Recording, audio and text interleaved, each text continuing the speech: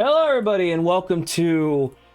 We are going to be doing Monster Hunter Stories 3 today. I promise. Oh, god damn it! I promise. Oh, god damn it! What? fucking audio looping again. Aww. All right. Anyway, we're back. Okay.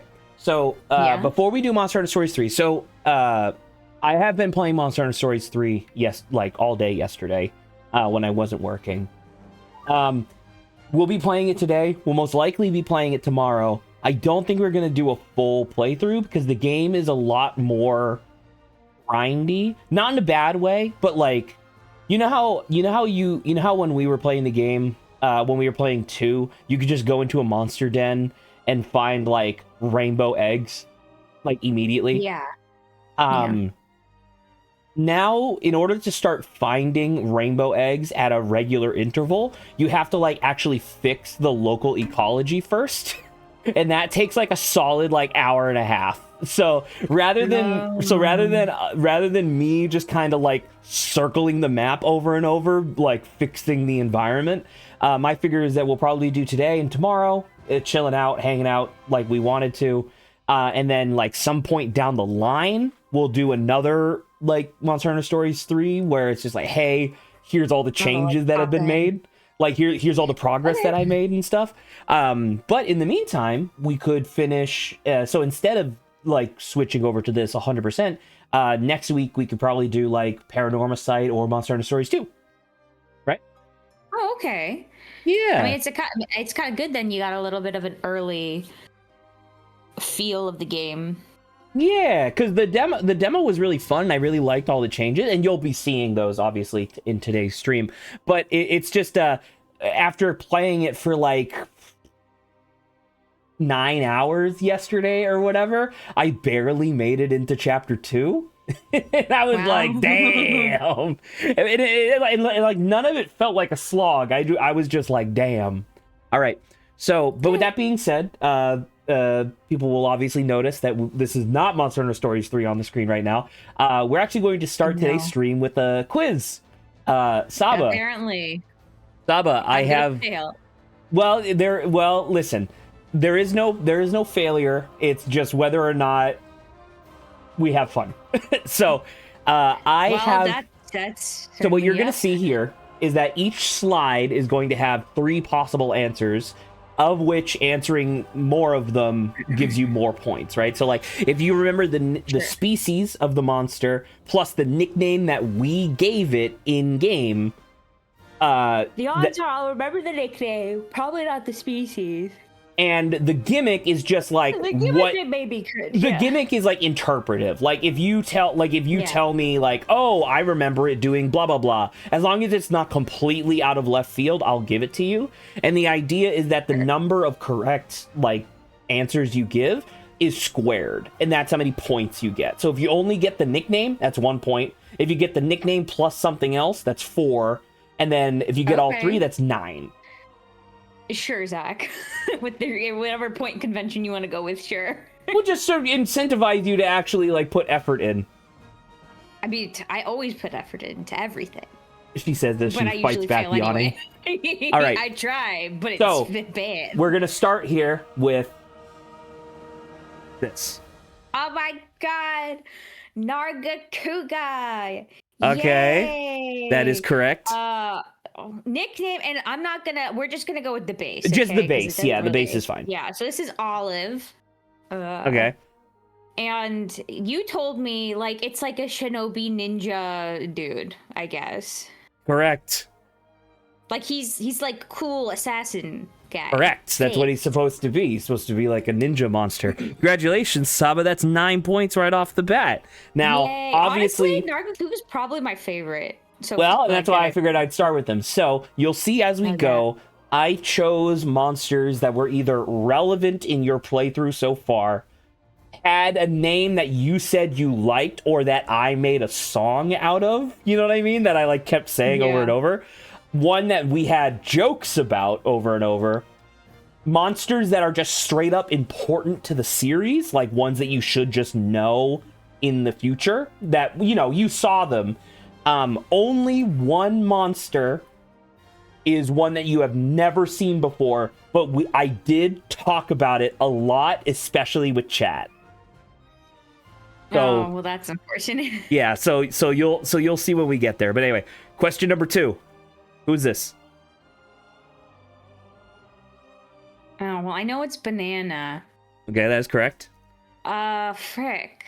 I've got such a bad memory. You don't have to remember. You don't have to give. Yeah, it's not coming to my mind right now. Well, you know what kind of sucks is that I've got a couple of names in my mind, and you can say them. No, I know. So I the ones I have in my mind, the one that's predominantly in your voice looping in my brain right now is Lagombi, which I'm like, this is not Lagombi. What was Banana's gimmick? The gimmick? I mean, I like viewed him as like a banana boat, right? But I mean, he's just kind of like a water guy, I thought. You're gonna have to be a little bit more specific. He doesn't inflate, does he? I don't remember if that was like his final. Not quite, but you're close to what his gimmick is. Like his like big attack with us is like he just jumps in the air and then we smack him and then 3 balls of like water like pop out of him. I'm gonna give you one more chance to tell me, like, because there is a very specific gimmick that he has. You might not remember, because you're right, he is water. But like, there's a very specific type of gimmick that he has, and if you give it to me, I'll give you the point. But otherwise, we'll have to just pass. I don't know. This was a while back. I'm trying to think. I mean, he was on your final team. He was not on our final team. Well, that's true, I guess. I guess you replaced him with Zamtrios at some point, but. Because I'm trying to think what Pink Banana did, because that was the most recent fight, but that's still like a little while ago. Do you want to pass? Yeah, I don't know if I remember. Okay, so like, don't beat yourself up, because you were. Wait. Yes! Oh my freaking god! So technically, it's Royal Ludroth, but Saba, I'm giving you that 100%. All right, now, okay, so that happened. Do you want to take one final stab at the gimmick? I can't believe you remembered Ludroth. What the fuck? Like at the last second too. What the frick? No, I don't think I remember, because all the info I gave you was what I kind of remembered about him. So his gimmick, which doesn't really come through as much in the RPG, but I did talk about it a lot. He's a sponge. Oh, okay. Yeah. So that's why like in the animation, I don't think helped me. in the animation, when you jump up and hit him, the reason why he shoots out the water is because you're squishing it out of him. Oh, okay. Right. Okay. So in that case, I mean, that's still 4 points, Saba. That's really good. I can't believe you remembered Ludroth at the buzzer. All right. Next question. Is this, what is it, Rathalos? Correct, it is Rathalos. Rathy? We didn't have a nickname, Rathy. I just said it, I guess. Well, right? Technically that's wrong. I'm not okay, because this wasn't one that we got to choose. Correct. It's one that's it's the same name that's gonna be in 3, by the way. So it's you're very close. It's not Rathy, it's Ratha? Is it correct? A instead? Yeah. Because it's literally just that. I would have called him Cherry if I remembered correctly. And you know, it's pretty basic, but what's Rathalos' gimmick? I mean, this one is just like he's a dragon, I thought. Correct. Yeah, this dragon. Doesn't really feel complex. All right, Saba, that's another 9. Hell yeah. Yeah, you should be proud of yourself. All right. I'll slowly start to devolve. You'll see. All right, ready for the next one? Yes. Well, this one you kind of this one is Zantrios. So. Correct. His nickname was Gummy. I love Gummy. And his gimmick? He inflates, he becomes like a torpedo, he's like a shark frog thing. I don't know which one you're trying to ask of me here. Okay, so you're close. Shark frog is really close. It's in the picture that you're looking at right now. Like this, okay, so like he does like ice shields and stuff. Okay, because I was like, I don't know which part of this like it is. Like his Ice gimmick frog is that shark? he's an ice frog shark. That's like the gimmick. Okay. So yes. All So right, I that's mean, good in to that case, that's another 9. All right, At next least if I one. make it to the mid, as long as I don't get an F. Is this Minoblos? This is Monoblos. Great. Fantastic. Okay. I was trying to think of the second guy, but I don't think he was called Duoblos. I know he was called like 2 with like the D, like do, but whatever. I might not remember. It's okay. You called him Pepper. Peppa. His gimmick is that he's got a big horn. Correct. Yeah. big horn. Sama, that's another 9. Big horn. All right, next one. Oh, I don't remember. This guy's just a big boar. I don't know if I remember his name. This is Durian, though. Correct. That was the name. This one now has been way too long. I don't think I remember. But you loved Durian so much. I know. That's what. Hey, the questions are gonna get harder. That's the point. I know. But it's well, like what was this? What was their gimmick? I mean, besides the fact that he's a big boar, at least to me, he like dashes. He's like really headstrong, big pig. That's the gimmick. You want to take a crack at the? Aw, Mike. Thanks for coming back as usual. Hope you enjoy me getting grilled. Saba, you're almost at a perfect score right now. Over 2 years. Oh my god. Well, I hope you're having fun with us. Can I have a hint? No. No. And you can pass. Nothing's coming in my brain. Yeah, nothing's coming in my brain. Okay. So this is one of those ones where it's like there's a big version and a small version. In this case, we're talking about the big version. The small one is Bulldrome. Oh yeah, that and definitely would. And the bigger one is Bullfango. Oh, Bullfango! And I remember I nicknamed him Bulldrango. Actually, let me double check that. Is that backwards? Bullfango. I think it's Bullfango. Bulldrango. Bulldrome. Also, incorrect. Sorry. So this one's Bulldrome. The small ones are Bullfango. My bad. Oh, but my nickname still made more sense.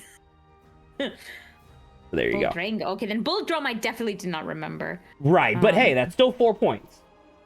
Yay. All right. Big pig. Big pig. All right.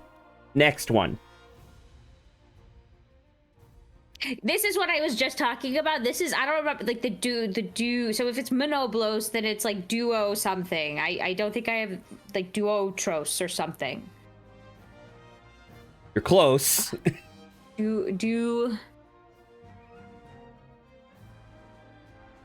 Dumonos? Duotros? Duoblos? I'm here to say you got the naming convention, you just haven't said it. You haven't said it correctly. Duarbos? Duarbos. Is there like, okay, can you help me? Is there like extra? Am I too short? It's say what you say your guess again. Duomos? Duotros? It's actually a little less than what you're guessing. Monoblos. So it's maybe I'll keep the blos. Duoblos? No, I'm gonna give you one more guess. I'm gonna give you a hint. It's less than what you're thinking.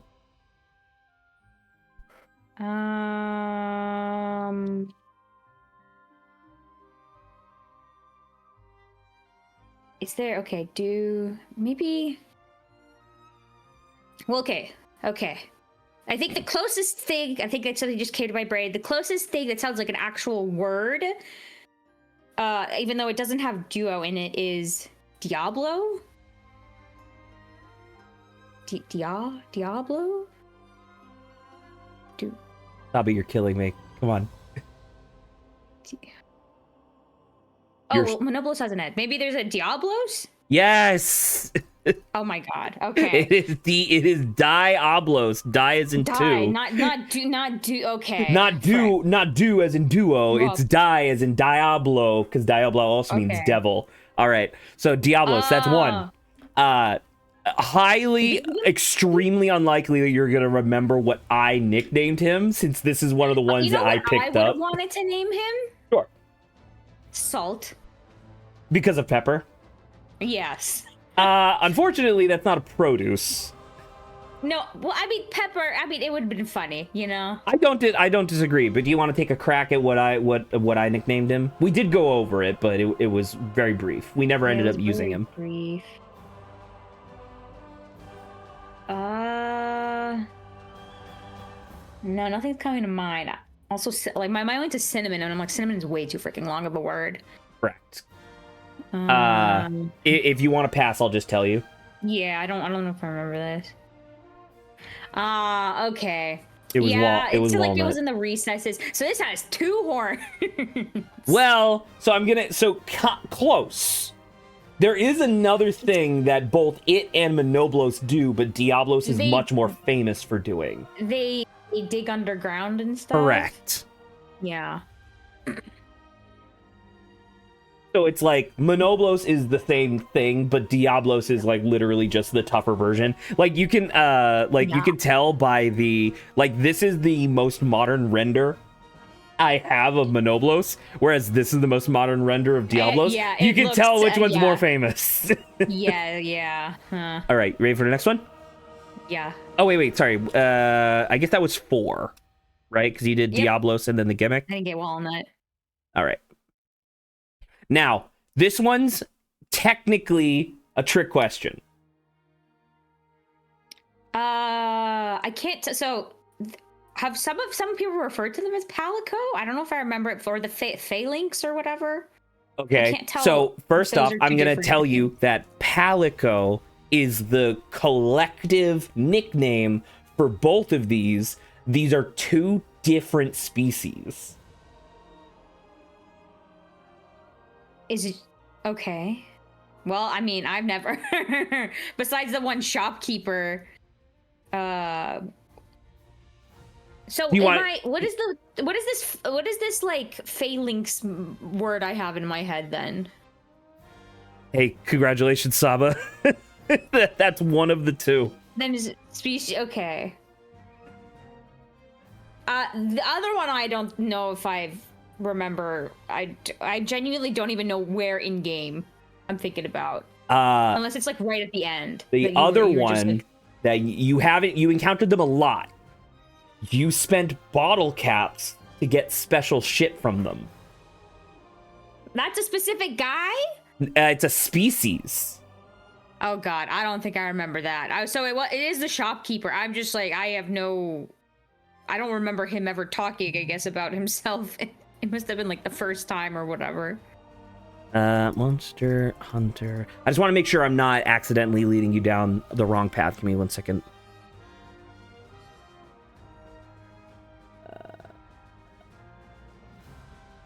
Oh, I spelled Palicos wrong. Oh well, that's fine. Where the hell? Ah, okay, yes. So it is a different species, correct. Okay.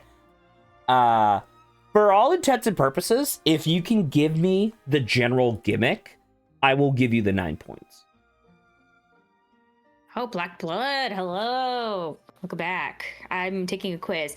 I mean, these guys are I don't think we really talked about this that much, but it's like they're more intelligent like cat beings that like I know adventure with people.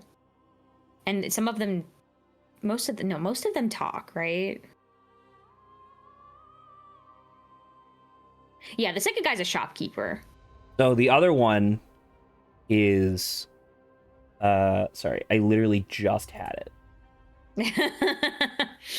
Zach himself was like, I don't Sorry. remember. Sorry. So it's not phalanx, it's phaline and Phaline and me lynx. Yeah, okay. So Phalanx are thieves. So there is a phalanx? There is a different thing, which is an enemy type that you avoided. Yes. That's okay. Maybe that. So Phaline and May. Okay, and then you just combine the Phay. Wow, that's funny. Okay, so for all intents and purposes, I'm going to give you the 9 because this was a trick question, and I just wanted to remind you, like, hey, by the way, don't forget there are multiple species of cat people. All right, okay. Next question.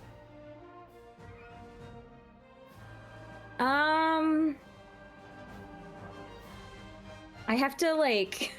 It starts with an A, I think. That is true. That is correct. It's not. It's Ampharos? That's not a Pokemon. Ampharos right? is a Pokemon. Yeah. I was like, I think that's what's popping into my head. Well, let me see. So I know he's like a fire engine kind of thing. Fire engine? What? Well, he spews fire, right? Yes, he does spew fire. I mean, if you had to summarize this monster's gimmick, what would you say? Well, I say he's fire. I say fire engine because he kind of like parts of him extend out, and then it's just like he's like, oh, he's ready to blow, you know. I mean, you're close. What does he look like? He's just like a giant T-Rex. A what? A T-Rex. God. So if I were to say what his gimmick was, it's a fire T-Rex. Yeah. You know, like that's what I would say. Nickname him. Because I didn't really end up playing with him. He was pink.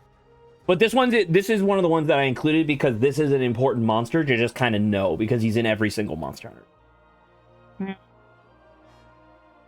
I'm trying to think here.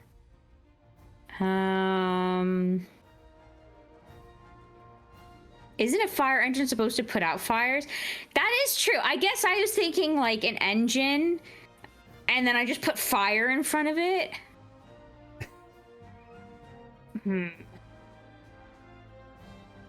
Okay, well, let me focus on the nickname. Maybe the thing will come into my brain. We went over it. It was pink. This one wasn't Grape, right? No, Grape I thought was someone else. Grape was a different guy. Yeah. Grape actually isn't in this quiz.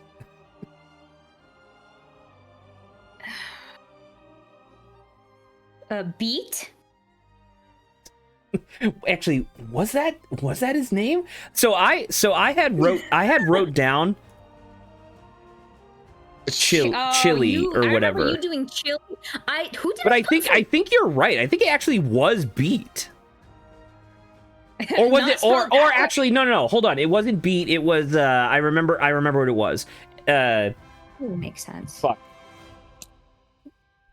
Oh, Radish. That's what we call. So you know what? Just because I was also wrong, I thought it was chili. I'm gonna give that to you. Species. Okay. Do you remember the species? You're right. It does begin with an A. Just give me a second. Just give me. Sab was like going into her mind palace. I'm trying to recall them talking about it. Wait, I'm getting through the cutscene in my brain. Oh, is it Anjanath? Are you using chat? No, no one in chat has mentioned Anjanath. That is correct. Oh my god, yes, for the mind palace in my brain. Congratulations. All right, next one. Yeah, because I was like, Anja. This is Tigrex. This is Tigrex. Yeah.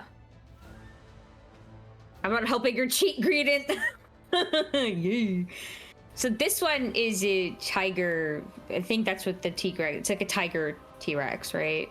Well, that's And he where also the climbs, and name he's that's where the kind of name crazed. comes from, but you may or may not remember his gimmick. He has like two, they're kind of loose gimmicks, but if you Well, name in the game, he's kind of fast and he climbs like a bunch of stuff, but I don't know if I remember if I'm there's about to say anything else. you're pretty close. There's one thing that he does that you don't really encounter that much in this game, so I'll give it to you. Strong, fast, loud.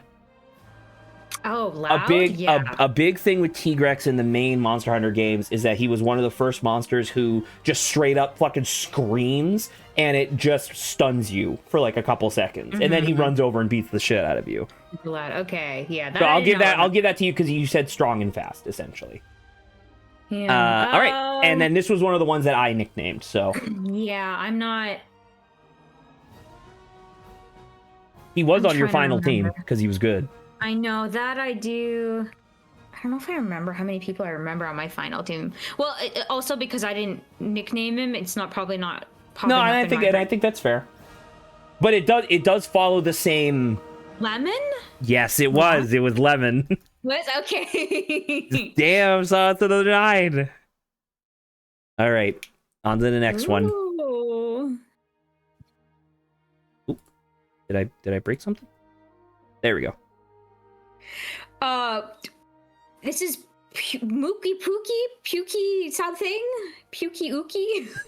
Pukey something? I don't know. I called him Kiwi though. That's what I That wanted is to true. call His him. nickname was Kiwi. Mookie Pookie? Pukey? Pookie. I don't know. Saba, I you're remember he's got like a Pukey in his name. correct. It does have a Pukey in its name. You could even say it has 2. Pukey, just Pukey? Correct. That's His not name right. is Pukey, That's really Pukey. right. Yeah. I mean, he like throws up acid or something, right? It's like poison. Poison? Yeah. She's close to it. Hey man, I remembered the pukey part, which apparently was the only part that mattered. Pukey Dookie. What was his name? It's Pukey, Saba. What? That's stupid. Compared to everything Saba just said. All right. I mean, congrats. That was the fastest 9 points you've gotten so far. Kiwi. It's the early ones. Though I don't remember. Oh God, Zach's favorite, Kezu. It was Kezu. Did I even give him a nickname? We did.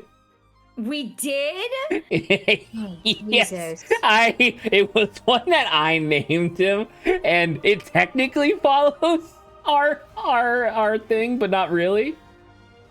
But anyway, tell me his gimmick. He's like blind and he actually has like electricity or like something Correct. flowing through him.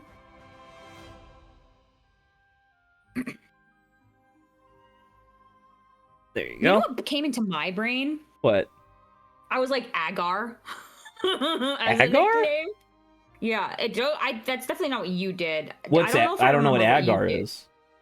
Agar is like an ingredient that they here, hold on. Agar. Yeah, it's a food. Agar is a food. It's a powder. It's like to like make jelly. It's like a gelatinous thing. Oh, that would have been a much better name than what we ended up giving him. I honestly don't know if I remember. I hate that pic of Kezu. Yeah. Oh, well, you know, that's yeah, well, yeah, I would not have remembered that. Okay. So, but anyway, that's Kezu. All right, next one. Nice. This is Lagombi. Correct. It is Lagombi. I would have called Lagombi honey if I remember. We never ended up actually having one, but that is what you said. Yeah. And the gimmick? Gimmick is that it's like a sloth guy, right? It's like big and cuddly. What's his element? That's what I said. What's its what? Element. Oh frick. Where did you find Lagombi? So it's in snow. Yes. Does that make it like So it's ice? literally a snow rabbit. Oh, a snow rabbit. I did it more like a sloth and stuff. No, It's he okay. kind of has like a sloth-looking build, but he jumps around. He's really fast. He's supposed to be like a rabbit. You never actually ended up using him, so I didn't want to include this. But technically, his main gimmick is that he rolls up like a big ball of snow and then launches it at you. That's like the thing that he's known for. Fun. But him being a snow rabbit is also a big part of it. I just wanted to give him a hug. He looks cuddly. So, I'm gonna give you that because fuck it. He is annoying snow bunny. I haven't encountered him so far. He's a nice snow sloth for me. Oh, this is the Congalele, right? Or is that the smaller version? What's the name? Is it the Congalele? You're very close. Conga. Wait, is it Lala instead? Correct. It is Conga Lala. Lala. Conga Lala. So it is Conga Lala. Nickname or gimmick? Well, gimmick is that he farts. Apparently, that's the main thing. He's pink and he farts. There's also a green version of him. Correct. Now, I have written down a nickname. I don't remember if we actually did this or not, but I remember us talking about it. Well, I remember us saying like, "Oh, well, it can't be durian because we already have a durian. We already have a durian and it's stinky." So I don't know if I remember. So we followed that same line of reasoning, and we came to. I don't know if I know of any other stinky fruit. No. Think about it, Saba. What is Congalala known for? Banana. No, it's not banana either, because we already have a banana. Saba. I don't know. He has a mushroom. I know he's known for farts, but beans? Thank you. It was beans. Really? We Yes. called him beans? We had talked about calling him beans, so. That's funny. We never ended up actually using him, but all right. Congalala also throws poop at people. Well, that's great. In some games, not all of them, but in some of them, yes. All right.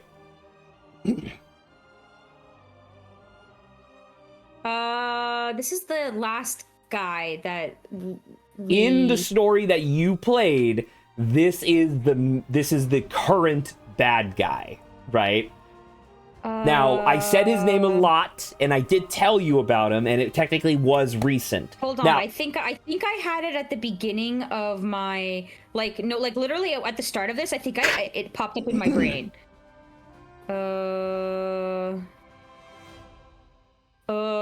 Well, I mean, we don't have a nickname for this guy. Well, so that's right? what I was gonna say, was that if you give me the species and the gimmick, I was just gonna ask you what you would have nicknamed it. So the gimmick was that he was kind of like just like evil, but also did he have what is it? The electricity power? No. No, that wasn't him. That is incorrect. And just saying that he's generally evil is also technically incorrect. I need you to be a little bit more specific. So he's a like elder beast or whatever, and then he goes. He is an elder dragon. That is true. So we can say elder dragon hunter would be appropriate. Technically, he does have another gimmick, but I don't blame you for not really recognizing it. So if you want, I can just keep it there for now. Okay, yeah, keep it there. Okay. Is this the guy that was okay? Because I think something just came back into my mind. Is this the guy that was the Nergigante guy? This is Nergigante. Because I also remember you, Zach, being like Nergigante. Nergigante. That's how you learn. That's how you learn the names of all the Monster Hunter monsters. You figure out how to say them funny. We definitely did not have a nickname for this. Correct, but hypothetically, when we go back, you will eventually be able to get a Nergigante. In which case, what would you have named it? Nerd Gigante. Nope, it has to follow the same. No. So that's what Blackblood said. Nerd Gigante. Oh, okay. I don't know. What's kind of just evil, I guess. What are some evil fruits?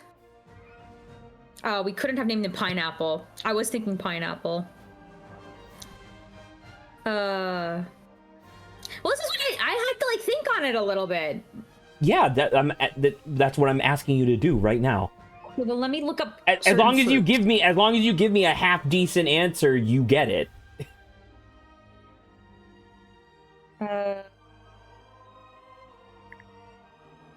Fruit list. And also remember it's produce, so vegetables also count. Okay. produce list. I think I have to dip in the produce for this one.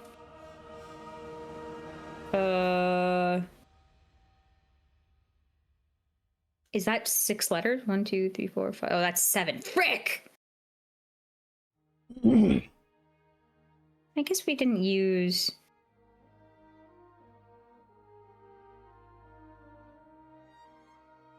Want to name him Okra?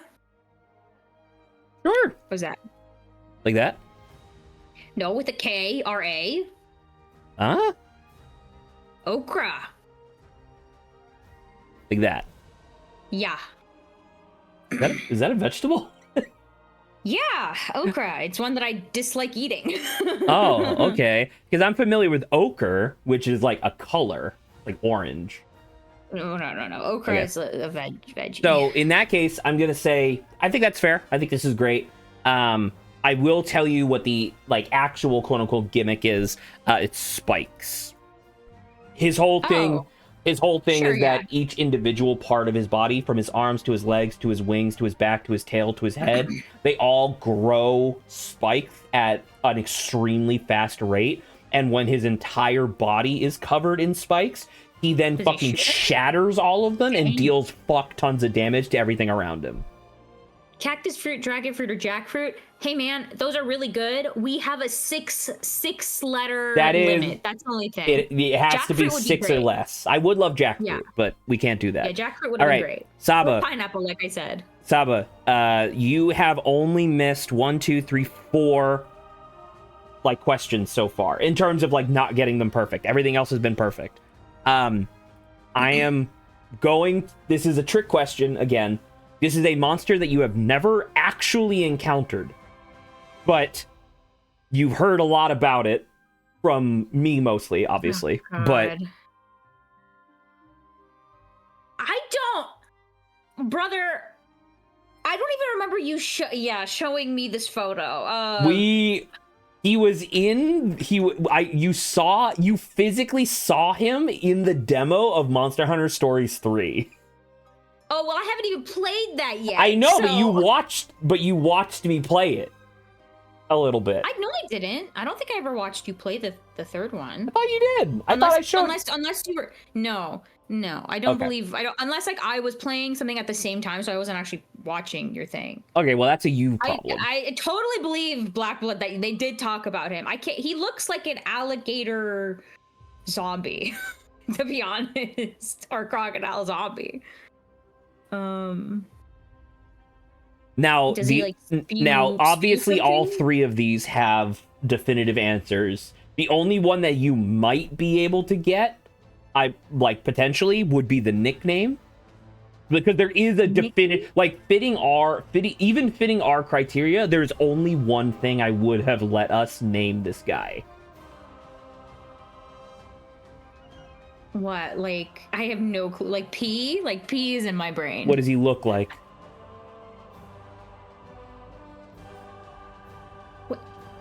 What do you mean? What is he? Is this still following the produce section? The produce theory?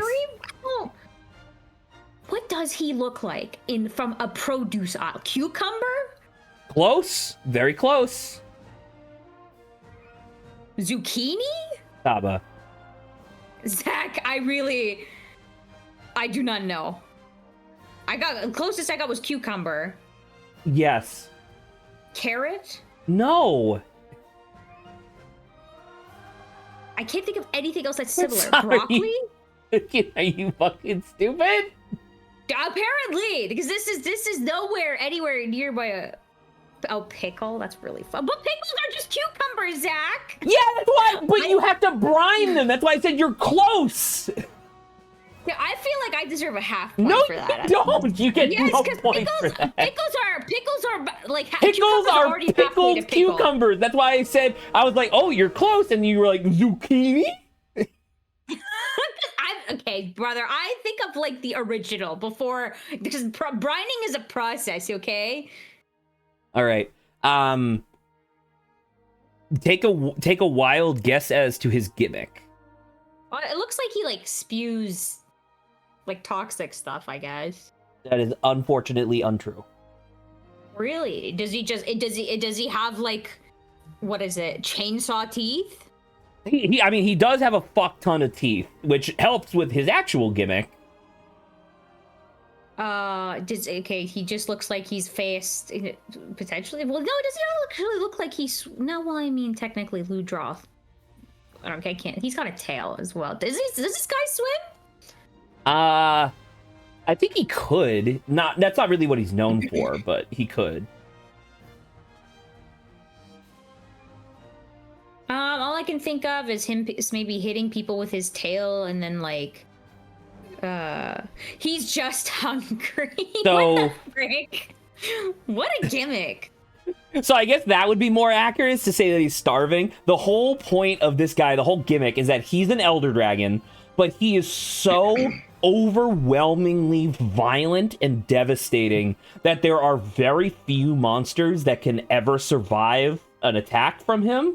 And it's literally just, this creature will go into an environment, fuck up everything, devour it, and then just move on because it's still hungry.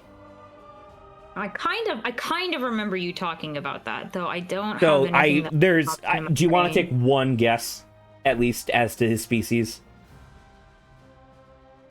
If I want to be funny, like Hangaros or something? Hangaros is not terrible, actually, but that is incorrect. It's more, so like the name is more based on the fact that it just fucks everything up, and it's essentially evil. It's Devil Joe. Oh yeah, that one happened. Yeah. Greeting forgot to put that he's angry. Apparently he's also angry. Oh, that's true. You know, so you know what? Angry. How about that? That's funny. Because the whole thing with Devil Joe is that in most Monster Hunter games, as you deal more damage to the monster, their pattern, like their attack pattern, gets smaller and slower because you're beating them up, right? Devil Joe is one of the only monsters that's the opposite, where like the more damage you deal, the more fucking pissed he gets, and the faster and more complicated he gets. Interesting. Yeah. So in that case, you got 0 from that, but that's totally fine because it's literally a monster you have no experience with, so that's okay.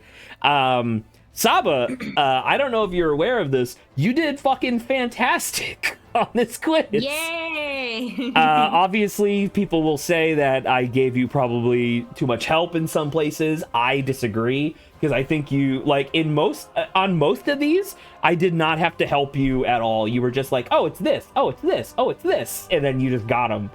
So congratulations, Saba. You are now a Monster Hunter initiate. Yay! Hype.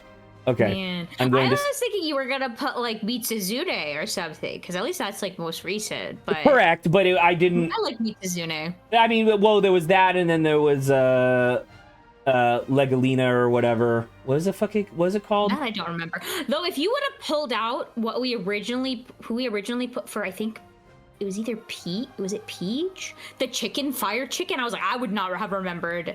I can't even remember Yuan Cuckoo's name, so I'm not gonna force you to do that. All right, okay. Get into Parsec. Okay, we're swapping. We're now actually doing Monster Hunter Stories 3. Give me a second. Let me go to this.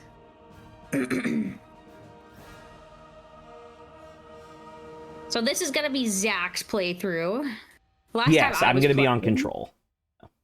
So, just as a little information. All right, can you see? Yeah, am I supposed to be hearing something? Okay, I do hear something. Okay, never mind, we're good. All right. Yay! Welcome to Monster Hunter Stories 3. That's Zach's character. Yeah. Oh. Zach didn't even introduce us. To what? To your character. That was a fun quiz. Well, thank you. I was at the end receiving of it. I did well, apparently. I thought you did extremely well. That was very fun for me. All right. So welcome. Really nice. Welcome to the world. So one of the things, and I said this about the demo as well, and I don't know how to fix it per se, The game. No, the guy has mint. Yeah. I like mint.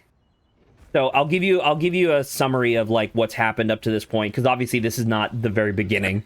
The the game keeps telling me that like my GPU driver, like my graphics driver, is not the most current version, which is causing like a little bit of like frame hitching and stuff that you can see as I'm like moving my camera around.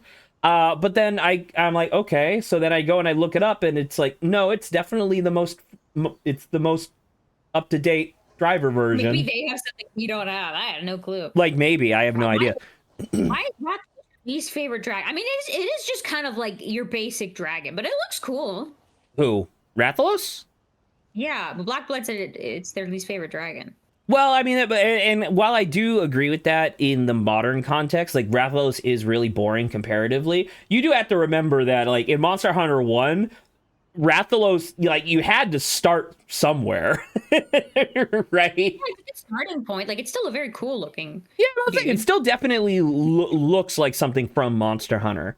But yeah, so the basic over under of this game is that there is a like magical disease, I guess is what you would call it. It's like a crystallized disease that is spreading across the world, destroying the local environment.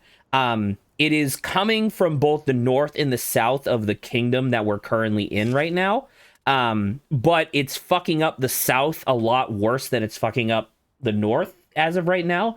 So to the south of us is an enemy nation, or is a nation that we were formerly allies with, but now they're like really desperate, so now they're attacking. And you'll probably see like here, they're like armoring up their monsters and stuff for war.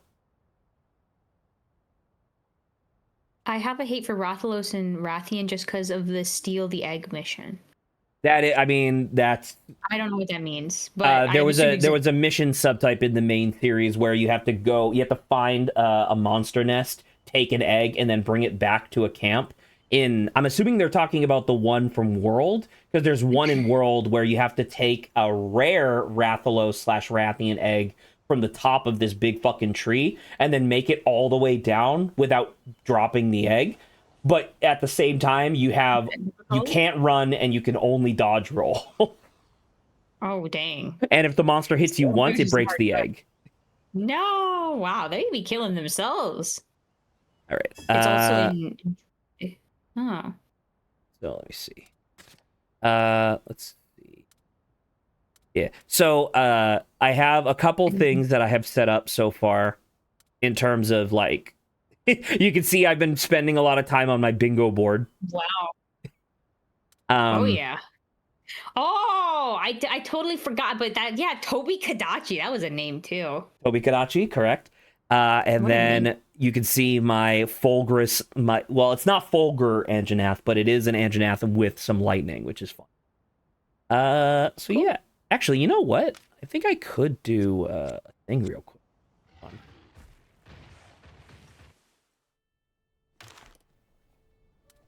Stables, right at channeling. This would probably be a fun game that I would eventually like to play too. Yeah, I highly recommend it. It's on my wish list. Right at channeling. I like that. Even like characters, unlock. Like there you go. The level of like detail within the monsters still is like basically the same compared to what we were just looking at. I'm about to say it's a little bit simplified, but it's definitely still extremely detailed. The shading and maybe like the details of the fur are a little bit more, but it's like not the quality is still really good. Yeah. And that's like, once again, you being like, remember when that game came out. All right. So I think we're all good for the most part. The last thing I did before today's stream, which I did last night, was I got my Dread Queen Rathian, but I don't have names for them yet. So actually, we should probably do that now. I was waiting for this stream to start nicknaming things. I'm not nicknaming everything. I'm only nicknaming stuff that matters. Well, yeah, that's not. I don't know whatever you're gonna go for, but yeah, very cool. Shit. I liked your what is it, seahorse harp thing. I activated dialogue. I'm sorry. Also, look how much better this cat is than Navarro or whatever. Yes, Navarro, it was certainly interesting, but it was very uncute for what I'm like. You're like literally, you could have made like a super cute cat, buddy. All right. Stables. Manage monsties. So I can't change this. This is Ratha again. All right. So Dread Queen Rathian, fresh out of the egg. We got to come up with a name. So I would like to do the same thing as before, where it's like a naming convention. Sure. What do you want with naming convention? Well, so I can't be produce because we obviously already did that.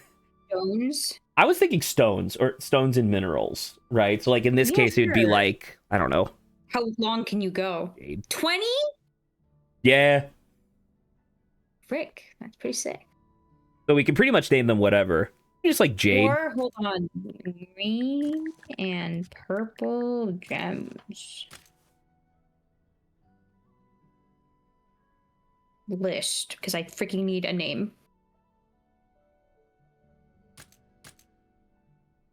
I don't know how deep you'd want to go with this, because there's a lot normally. Yeah, I mean, obviously. So, ametrine?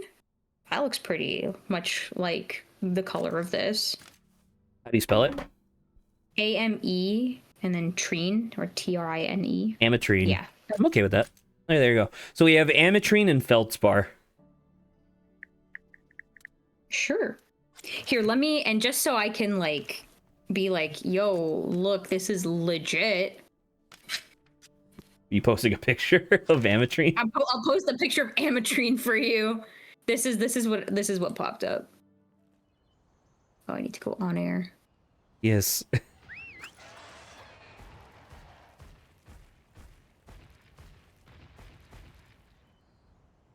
Not exactly green. But I was like, no, it looks pretty good, though, I think it's fine. It's okay. Hey, Saba, you want to see something crazy? Yeah, can you fly? Wow. That's exciting. From literally minute 1, you can fly. The difference, which I think is really good from a design standpoint, no. You can only glide. That is good. Right? So it's still limiting, but in a way that makes sense. And then I can do something. I can do something like this. Who's that? Who's that? Wow, you just stopped. I do not know. That's Paolumu. Is that our guy? Is Paolumu? Yeah, that was Lychee. I do remember Lychee. I just can't tell from like literally 500 feet up in the air. Tally ho! That is nice, the swapping of it. It's so much faster. And it's cool because it's just like they give you like the only things I do not have access to yet, right, are stealth and ground burrow. No banana boat to me. It's amazing. All right. It also looks very nice. Seeing like the movement in the water. It's the iguana. True, technically. All right. Ah, man, they don't have the funny. Oh my god, they don't have the funny animation anymore. The funny animation anymore? Oh, yeah, getting thrown. Yeah, that's funny. It is funny. Who's that guy? Who's that guy? Well, there's two guys over here actually. Is there one? Is there a jaguar to your left? What is that? No, is that our sloth dog? That's our sloth dogs. Oh, I love those guys.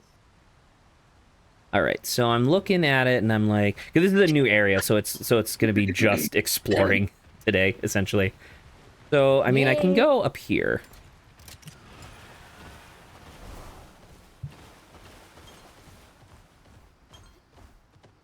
Is Toby Kadachi supposed to be like a squirrel? Kinda, yeah. That's funny. It has some flying squirrel tendencies, yeah. Flying squirrel, electric wolf, yeah. Flying, yeah, two things that very much make sense together.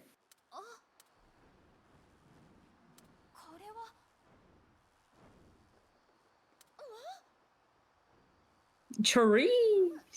Ah, okay, so I need you. Okay. Yeah. One over There's a there. lot of- One back there. This thing. I have never seen that dude. Correct. So this area is really fun because it's a lot of monsters from Monster Hunter Rise, which you haven't seen yet, but they're almost all of them are fucking perfect designs. Oh, do you have Everdens in this too? Kinda. You have to unlock them. Interesting. Yeah, I fell. I saw like a turtle-like guy on the ground. Don't remember his name, but he's fun. Oh my god, that's really funny. Fly squirrel. Oh, that's a bat guy, but not Palumu bat.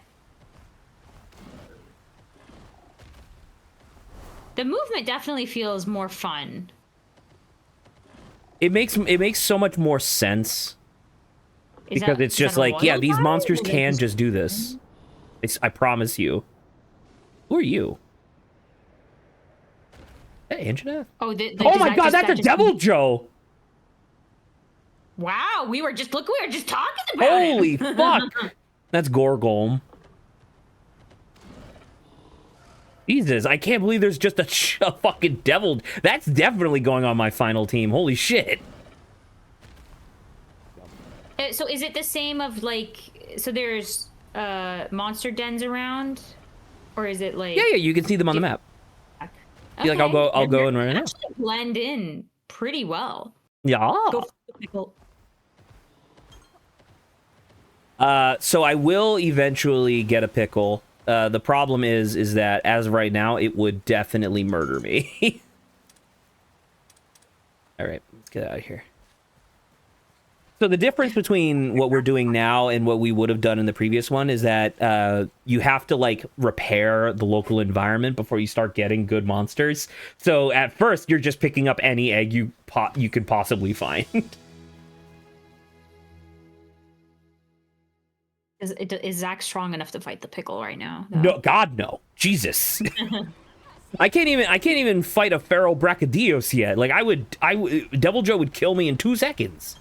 Oh, the sounds of there's a Poogie? Sounds of a Poogie nearby. Wonder if it's here. I don't know what a Poogie is. You do know what a Poogie is. You've seen exactly one.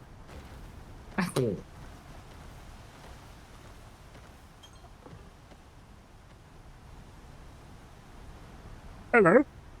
That's a what? It's not a Poogie. Okay, I was like that. If anything, that looks like the new monkey from Wilds. Ajarong or something like that. Oh, there he is. Oh, it's literally a pig. Excuse you, Saba, it's a Poogie? It's King Poogie! They all wear crowns. What? Why? Where'd they get crowns? Why are you asking questions? Since it's the area... Since it's that area is based on Rise, then are there any Apex? They're not explicitly. There are like stronger versions of the same monsters that you can challenge for rewards, but I don't have access to those yet because I'm not far enough into the game. It's like Misty. It's pretty cool.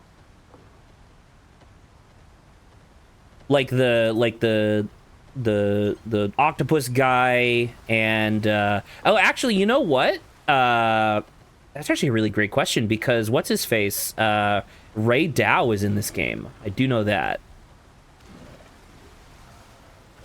So is there a lot more transversing of environments then, I guess, in this? Yeah, and it has a lot more intentionality behind it as well, because now it's like climbable surfaces and flying are just like super easy, like all the time. Just a jellyfish? It's a monster. He eats it, snaps it up. Sounds of a Poogie nearby. There you are. Poogie are adorable, so people treat them like kings. Poogie. This Poogie doesn't have a crown. Zach's a liar. Yeah, he did. No, he didn't. Zach, what the fuck do you mean Zach's a liar? Zach said they all had crowns, and yeah, they all didn't. have crowns. They did it. That guy did it. That did have a crown. You're lying. It did. I could see with my eyes, Zach, and you're lying. Game's really fun, by the way.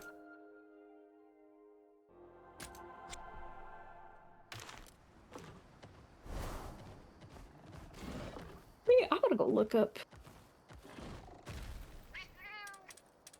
Right. You. I think I threw this onto. Well, no, maybe it's just better if I have, on the other hand, too much patience, and I probably won't get this until a lot later. Wow, Air is gushing out of the mountain. $70. Oh, what are these deluxe versions Of this game? Oh god. Yeah, there's like a premium, there's deluxe, It gives you like more cosmetics and stuff. It's super not worth it. The quote unquote DLC for these games are atrocious. Yeah, this is something where I would just wait for a while until I could get like a really good deal on a deluxe version, I think. And I'll remind you as well that like, so I'm playing this at roughly the same time that I played the first game. And you remember how when you were playing, or not the first game, Stories 2, you'll recall that while we were doing Stories 2, there was like a bunch of stuff where it's like, oh, I've never seen this before. I've never seen this before, so on and so forth. Mm-hmm. Yeah, so that's the same thing is going to happen to this game, where like they update it over time and there's going to be a bunch of new monsters and new challenges and stuff. Oh, that's pretty sick. Yeah. Yeah. You have a lot of people on your team, it seems like. What do you mean? Oh, yeah. I can swap out, so this guy's my partner right now. I can swap him out for Child. That's fine, because I was looking at, because the DLC, like cosmetic, DLC cosmetic packs, like, I remember last time seeing it was, what's her name, Anna? Or whatever, like, they gave her outfits, so I was like, oh, it must mean that, like, all of this is, Blanco. This is for the thing. For your partner, people. Subarashides! Okay, I do have it on my wish list, hell yeah. Sugoi desu.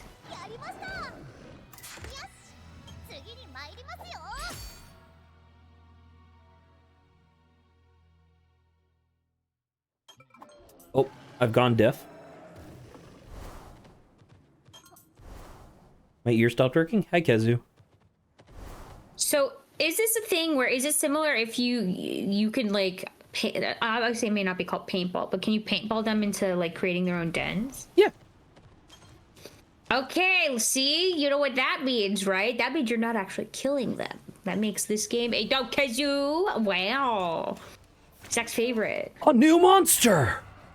Kezu was technical, I think?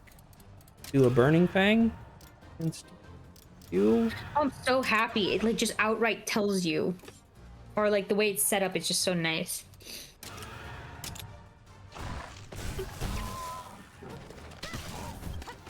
Does it also hide Does it also hide the when you first meet a new monster, does it hide the health? No. This is the first time I'm fighting a red Kezu right now. Okay, that's what I was. Yeah, okay, that's yes. I mean, technically reasonable, the hiding it, but is it much nicer to see it? Yes. They do it for bosses, which is kind of neat. Like bosses will be hidden. Dang, you are hurting. This is pretty bad.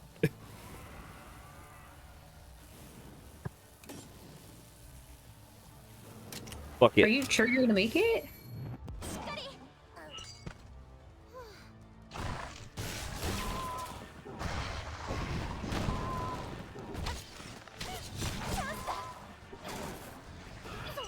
Dead.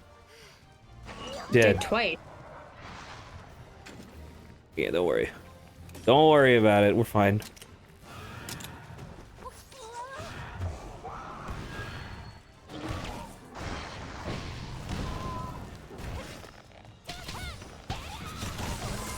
I will say, so the fast of the other game, I thought was like just a better version. Like it speeds it up a little bit. The fast of this is actually a little too fast. It's definitely for when you're grinding out a bunch of shit, right? So Yeah, but it's just a bit of a bummer because like the other one, what is it? The fast was actually a little bit like better than the normal, right? Because I was like freaking Nargacuga's attack actually looked better faster than it did like in the original speed. Yeah, this one, like I said, this one just kind of hurt my brain a little. Red Kezu hurts. I think any Kezu hurts. Us, at least. when are you gonna bully Saba into playing Pokopia? That's her choice. I would very much. I'm so behind on some stuff, and that's Saba's the worst type of person because she gets an absolutely 100%. Saba will get an absolutely 100% free what'd you calls it? Switch 2, and then say that Pokopia is too expensive. Hey man, I literally any part of that statement incorrect. Well, to be honest though, most of the Switch games are kind of too expensive. That's okay. You get to start. Anyway, I've got a full list of stuff, and I'm already behind. I'm probably the worst. Unlike Zach, who like just instantly buys games as soon as they come out. Because I support creators and I like video games. Yeah. Brother, I will end up supporting them eventually. I just need to like finish out everything else. Before we shove you into a locker, then I definitely can't buy anything. I haven't even got to play friggin' the Animal Crossing New Horizons. Why is there so many pigs everywhere? Because it's like an open world game and these are the collectibles. Oh, God. Right, so that's the. I mean, I just want to keep exploring the maps. I'm kind of sad. I really do like games that were that's a feral guy. That's bad for me. Oh shit! Like building and doing stuff. It's just I've discovered I'm not like the best at like architecturally building. Like interior rooms, I think are kind of fun, and I could try my best at it. I'm just like not as creative as some other people, which makes me sad because I wish I was better at it. But I like that there's some guys just flying. Yeah. I have seen some funny clips of people doing Pokopia though. Like there was one person who they were like walking around and they did something to like go back into Ditto form, and the person was like, "What? I can just do that? That's me?" And I was like, "What the frick? Did you just like did the beginning of the game go over your head?" Saba's backlog is awful. Saba's being mean. No, Sub's backlog is so bad. Like, what I'm actually planning on doing, because there was like a couple of like the farming sim games that I had like started a playthrough streaming. What I'm probably gonna do, because to be honest, like playing them, Zach got me Fields of Mystery, and that's just not something I've been streaming. I've just been playing it on my own time, and I very much enjoyed that. These other games are not as good as even Fields of Mystery. So what I'm doing is I'm probably gonna cut off and maybe just try to play them on my own time so I can wrap them up, and then maybe I'll like, for my own posterity's sake, I'll like just have like a little quick like video of this is what happened. So at least I could put those away. But man, my backlog, like I need to get back to the Rogue Prince of Persia. I was having a great time with that. Though I can't tell if they've like finished it. I thought they were still updating that. So there are some games I do want to get back to, though I am like way too tired. I'm like trying to keep up with like all of like my Genshin stuff and all that, which I have in like the last few days done so freaking much. But it's kind of a farming sim you can grow. Yeah, so that I have seen that. Like I said, it's like a little bit farming sim, a little bit Animal Crossing, which I'm like definitely is in like the lane of what I like to play. Though I will say I am also potentially except. Oh my god, he's fast.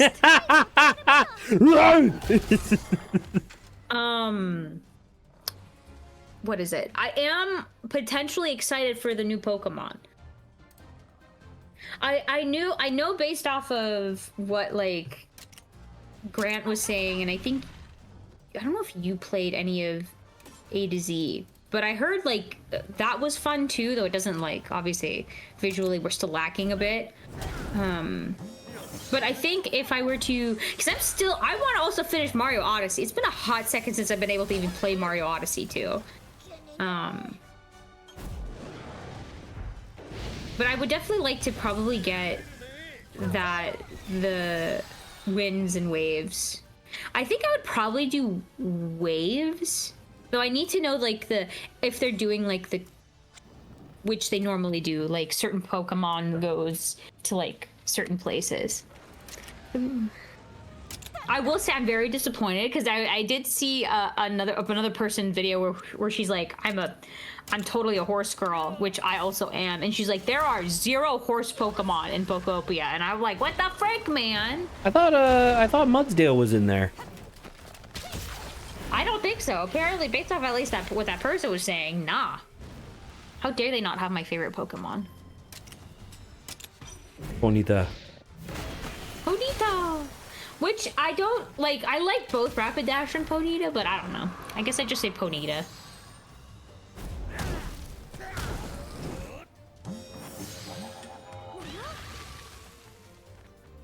Let me see, what is it? Because occasionally the only couple of things that I've used like ChatGPT for was to make myself quizzes for like, can you tell me what my like Pokemon gym leader type I would be? Which, Zach, do you want to guess its answer? Yeah. You may be surprised. Fairy. No. That's why I said you may be surprised, because I like by default like the idea of fairy, yeah. Poison. No, and that's offensive. Stupid. That's just you. I don't know.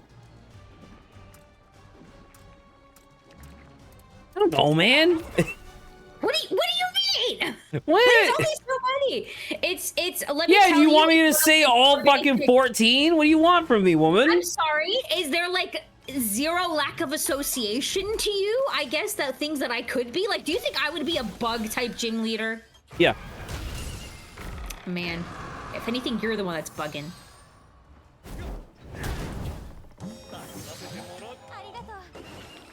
Well, that's totally fine, Mikey. Like I said, I've just been kind of using it to be like, make me a quiz, to like tell me like what like blank am I? It's like essentially BuzzFeed. Like, how much do you care about me talking about BuzzFeed quizzes, Mikey? It's just interesting. It's interesting to see what it is. Oh, trust me. There's a lot of negative stuff to talk about AI, though we don't need to get into that either. So, this is kind of like something where I'm kind of like, this is literally, this doesn't mean anything. Luckily, this has no real world consequences.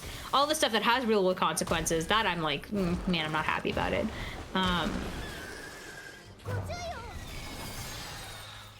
But I can give you a hint, Zach. It's one of the main 3 we all start off with.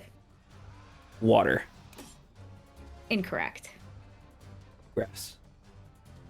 Zach's incorrect. Electric. Man, that would be kind of cool, but no. Dragon. Zach knows by this point, and now he's just ignoring it purposefully. Beast. That doesn't exist, Zach. Sound. That also doesn't exist. Null. That also doesn't. That does exist, but is it called null? That's not like an actual type. Anyway, from its like basic answer, it put me as like a fire type with like psychic kind of like / psychic. But I also was like, yo, did you include fairy in this? And then it adjusted to be like, yeah, if you want, you could have fairy in it too. And I'm like, great, that's fantastic. Let's see. It also gave me a. So it's just the Pokemon. Oh, it's just called Type. Okay, because I was like, I'm pretty sure Type Null was that one Pokemon that like had a helmet on it. Yeah, it does have like a rusted metal helmet on. Let me see here, because it gave me. Oh, I died. Okay. So without it being my like actual like Pokemon that I would have, this is what it was like. This is what you potentially would have as a thing. And Zach, you could tell me whether or not this fits, which I think instantaneously, at least the first one, you would probably say it fits. So it gave me the first one. It gave me my starter apparently is Delphox. It then went on to. I don't know if I would include this, but it gave me then Arcanine. Then it said Gardevoir. And then Mimikyu, which I was like, okay, fine, sure. If you want to like give me Mimikyu, that makes kind of funny sense. And then flying type, it gave me Togekiss, which I was like, I guess, like, I figure, like, I would like Altaria a little bit better. But, and then it ends off with, how, Lucario is actually pretty, like, rare to find in Pokemon, right? Ish. Yeah, so it's like, I was like, I feel like a lot of people say Lucario, but I'm like, technically speaking, I thought based off of lore, Lucario was, like, hard to get. Not exactly, but... Kind of. I mean, if you're a gym leader, you could definitely have. Yeah, well, odds are if you're a gym leader, you're kind of special anyway. So, I mean, I guess, yeah. So that was kind of interesting. Or at least like, you can get a Riolu as black and white too. That's not true. You can get it from Pokemon Ranger and get it in Diamond and Pearl.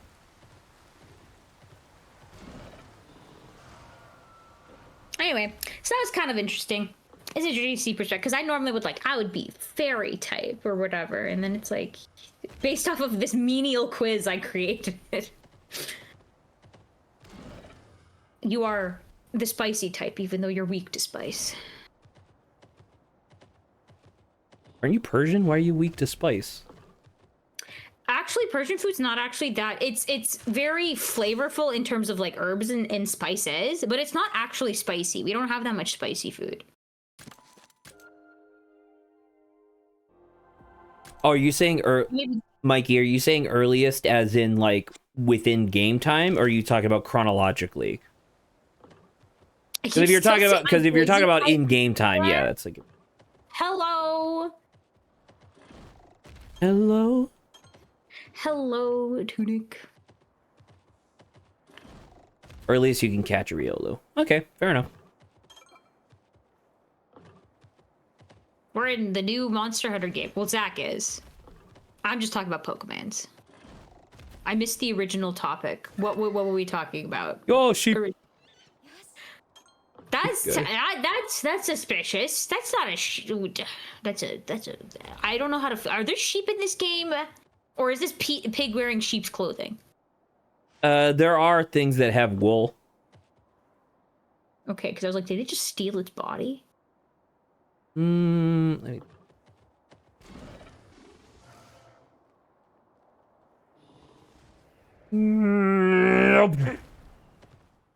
It's funny that there's like no freaking fall damage. Why is that surprising? I don't know. I figure it's still hurty. Reminds me of the SpongeBob Persian movies? SpongeBob and Tehran? What? I don't think I have ever heard of that. SpongeBob? I don't even want to think about what they would have done with SpongeBob in Tehran.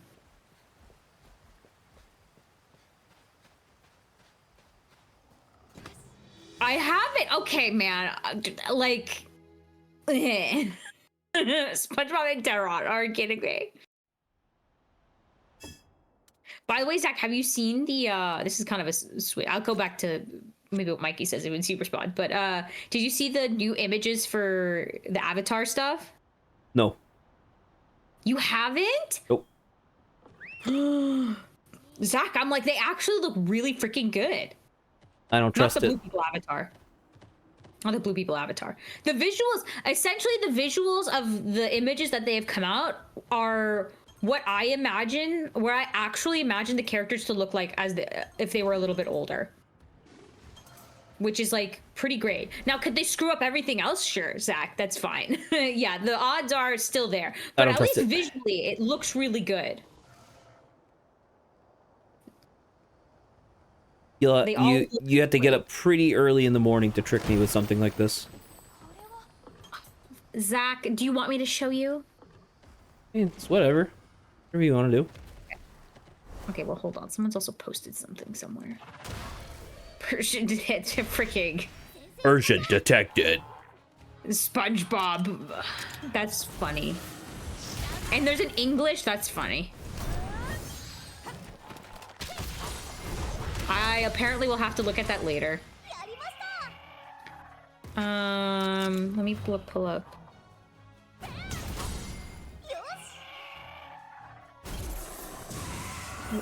Oh, frick. Let me copy this image. Let me put this in on air.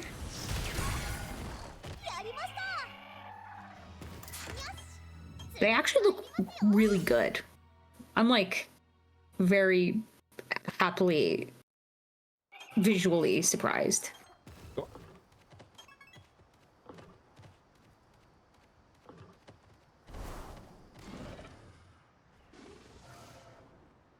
Can't believe it. Well, I mean, there's a lot of like, is it actually called SpongeBob and Terron?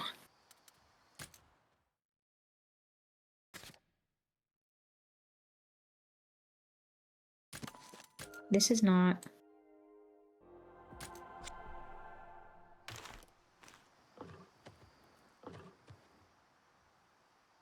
Oh my god, it's.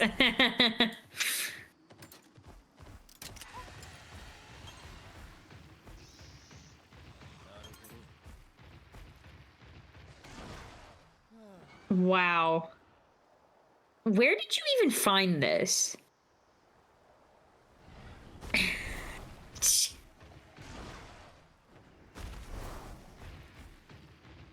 What? That was interesting. Ooh. Oh, this guy looks tiny. But he's fast. That's kind of fun. He's a fast monkey.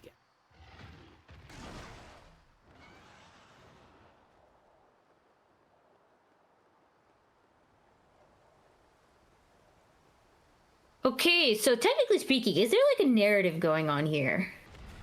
Yeah, besides I told you the narrative. Helping repopulate. I told you there's like a fucking thing. There's like a crystal disease. Yes, the crystal disease, and you've just been kind of tasked. And you said you're the prince or princess? I am the royal child. And you're like, it's my duty to help. Well, it's more that I'm the only person. I'm one of two people in the world that can tame a Rathalos fighter of a Rathalos. Because apparently Rathaloses are really powerful. Does the creators of the game, is Rathalos their favorite? Because it seems like I can't tell whether or not they're like, well, this is like the first. I think it's more of like a George Washington situation. Okay.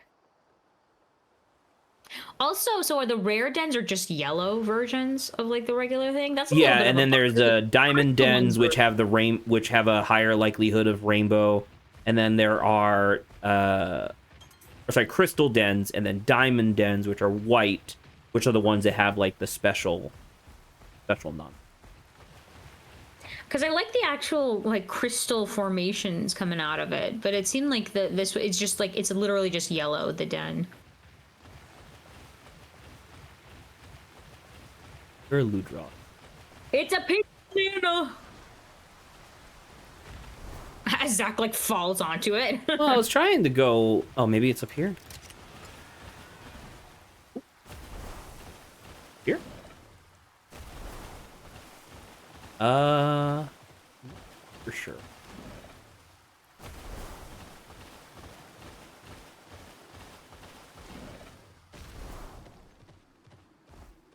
Seems pretty good. Bird.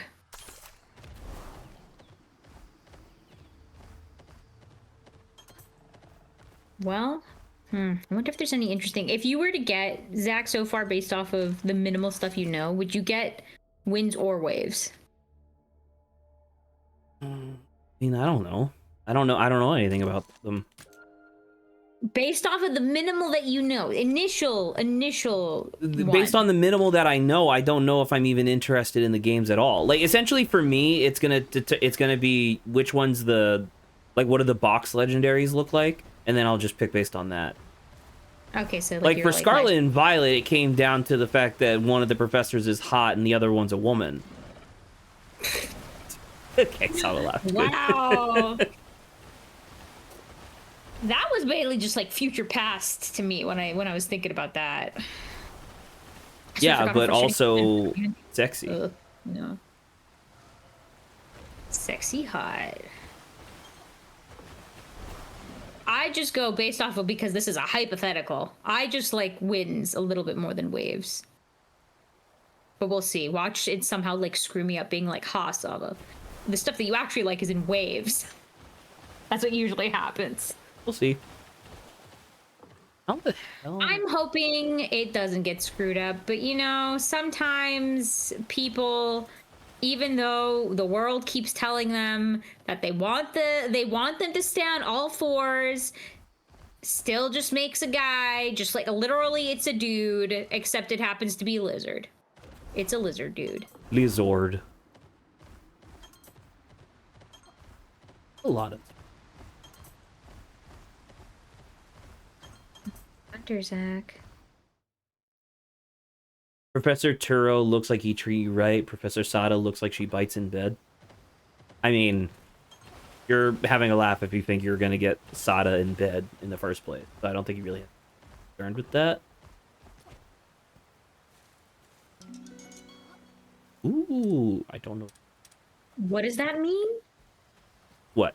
Just faded? What? Faded? It had a description about it. It was like it's a fade. No, it said fairly potent. Oh, fair. Okay.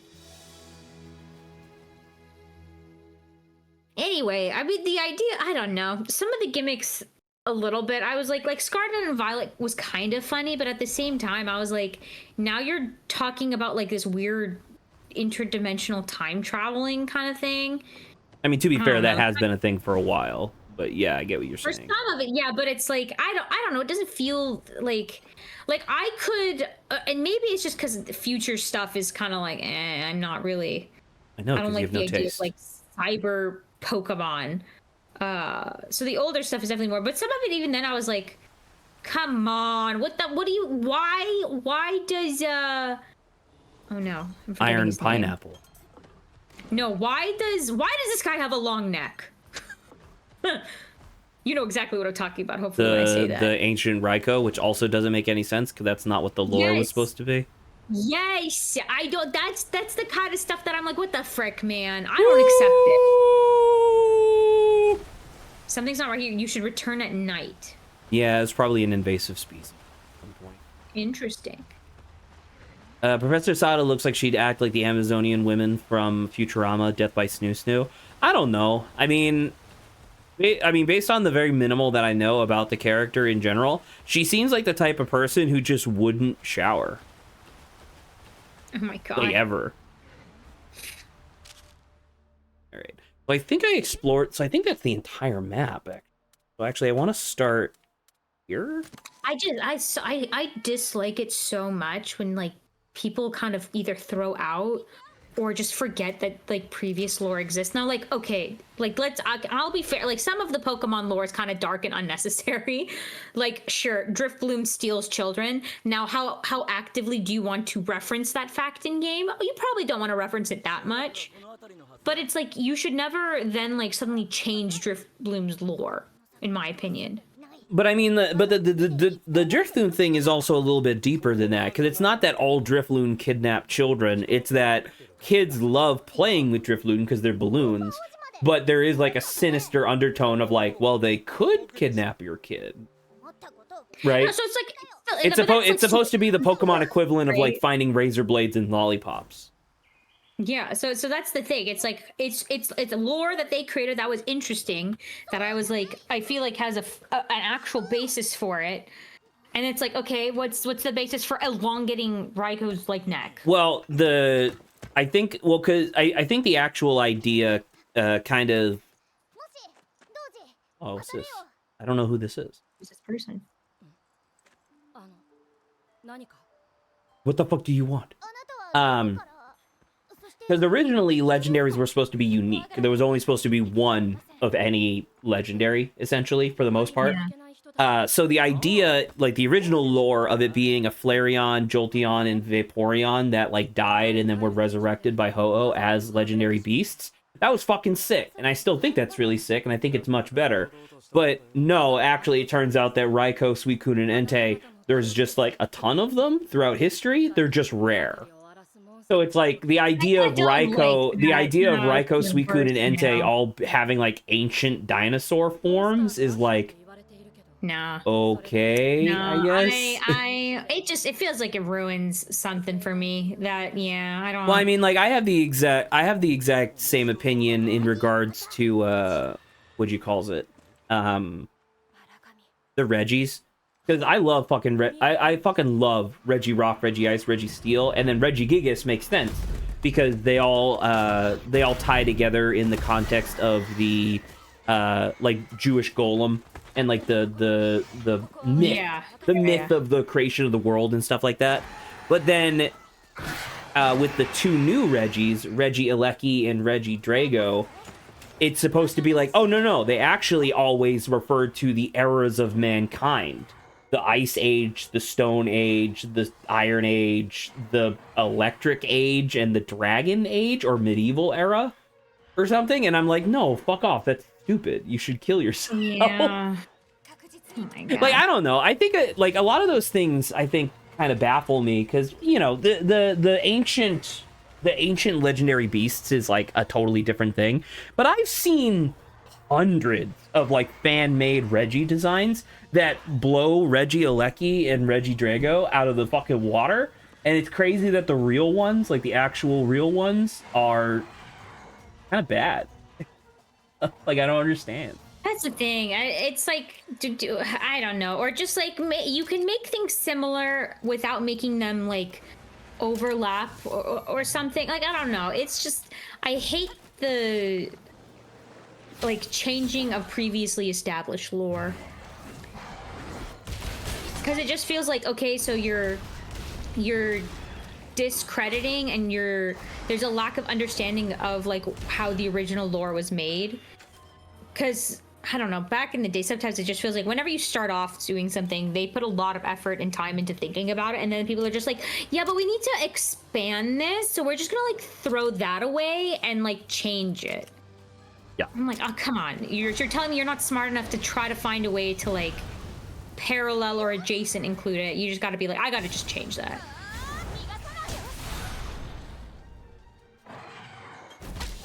Anyway, that's why I'm, like, probably not... I don't think I'll ever get Scarlet and Violet. I mean, I'm not going to get Scarlet and Violet because it's bad. Well, or not bad, I guess.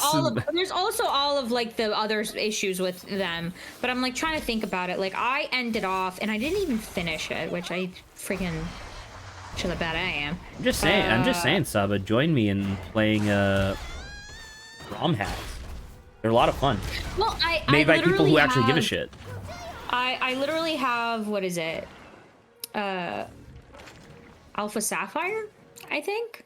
I have Alpha Sapphire. I haven't finished that, but I like talked to you about like a Pokemon kind of did something that it trapped me into wanting to like get like these like perfect Pokemon, and which it had never done before. Oh, I do remember that. Yeah. Which essentially made me stuck at the beginning of the game. So I never actually finished that, which I should probably finish that. I would assume. I would like to do Alolan, I believe. Though the what is it? What are they called? The beasts? The Ultra Beasts. Word. Ultra Beasts. Yeah, I'm not really a big fan of the idea of like interdimensional Ultra Beasts. I think the Ultra Beasts are a really cool idea. The idea being like, oh, in a different far off dimension, the Ultra Beasts are just the Pokemon. But they're just called Ultra Beasts. Well, no, we call them Ultra Beasts. In their universe, like their original universe that was destroyed by Necrozma or whatever, they would have just been called Pokemon. Well, it's okay. Like, it's not my favorite, but it's not like it's the worst. Like, that's if it was the worst, then I would have been like, I'm just not even gonna get either Sun and Moon. But the Sun and Moon was fine. And then I think okay. What was it? Sword and Shield is like even lower. Like Sword and Shield, some of it wasn't that bad. Some of it I liked because it has Wooloo. Wooloo is pretty good. And then I think after Sword and Shield, I was like, because isn't that Scarlet and Violet after Sword and Shield? Yes. Yeah. Then I'm like, okay, I'm not interested in Scarlet and Violet. I can't see Mikey's previous comment. Zach, can My you issue with ROM hacks is that they think hard battles mean here's a busted moveset and also the AI is a supercomputer, have fun. That is true. A lot of them are overtuned, but then again, you can find some that are fun. Can you just lower the difficulty? No, not really. Oh, really? Wow. Well, a lot of ROM hacks, because it's just using the same base, right? So it's like a lot of the ROM hacks, it's like, oh, here is our, here's a custom gym battle or like a custom gym encounter, but we overtuned it by a lot because we want it to be hard. And that's fair in the sense of like, you're allowed to want that, but at the same time, it is one of those things where it's like, man, I want to play the game, Yeah. So I think those are the only other two I would be somewhat interested in getting. Oh, get them! Play. And then obviously, like I said, not Scarlet and Violet. And I don't know enough about AZZA or whatever to know if I would want to like add it to my list yet. I've been told it's good. I just need to probably know more. And then, like I said, I think I'm somewhat interested in wins and waves. Yeah. Like I said, they could potentially ruin it. They still could. I'm just, so far. Odds are, I'm a little bit hopeful that like a lot of these redoing and updates are gonna like help visually for them. Though I can't. That's true. Mikey brings up, stop it. You should probably finish your current games before adding new ones. No, that's the thing. That's why I'm adding it to a list. Do I own the games? No, because that's the whole point is I'm not gonna buy anything until I freaking finish my backlog of the stuff that I currently have. There are some games though that I'm just gonna kind of be like, this is just gonna be set on my maybe I'll play eventually list. Like I started playing like Coffee Talk.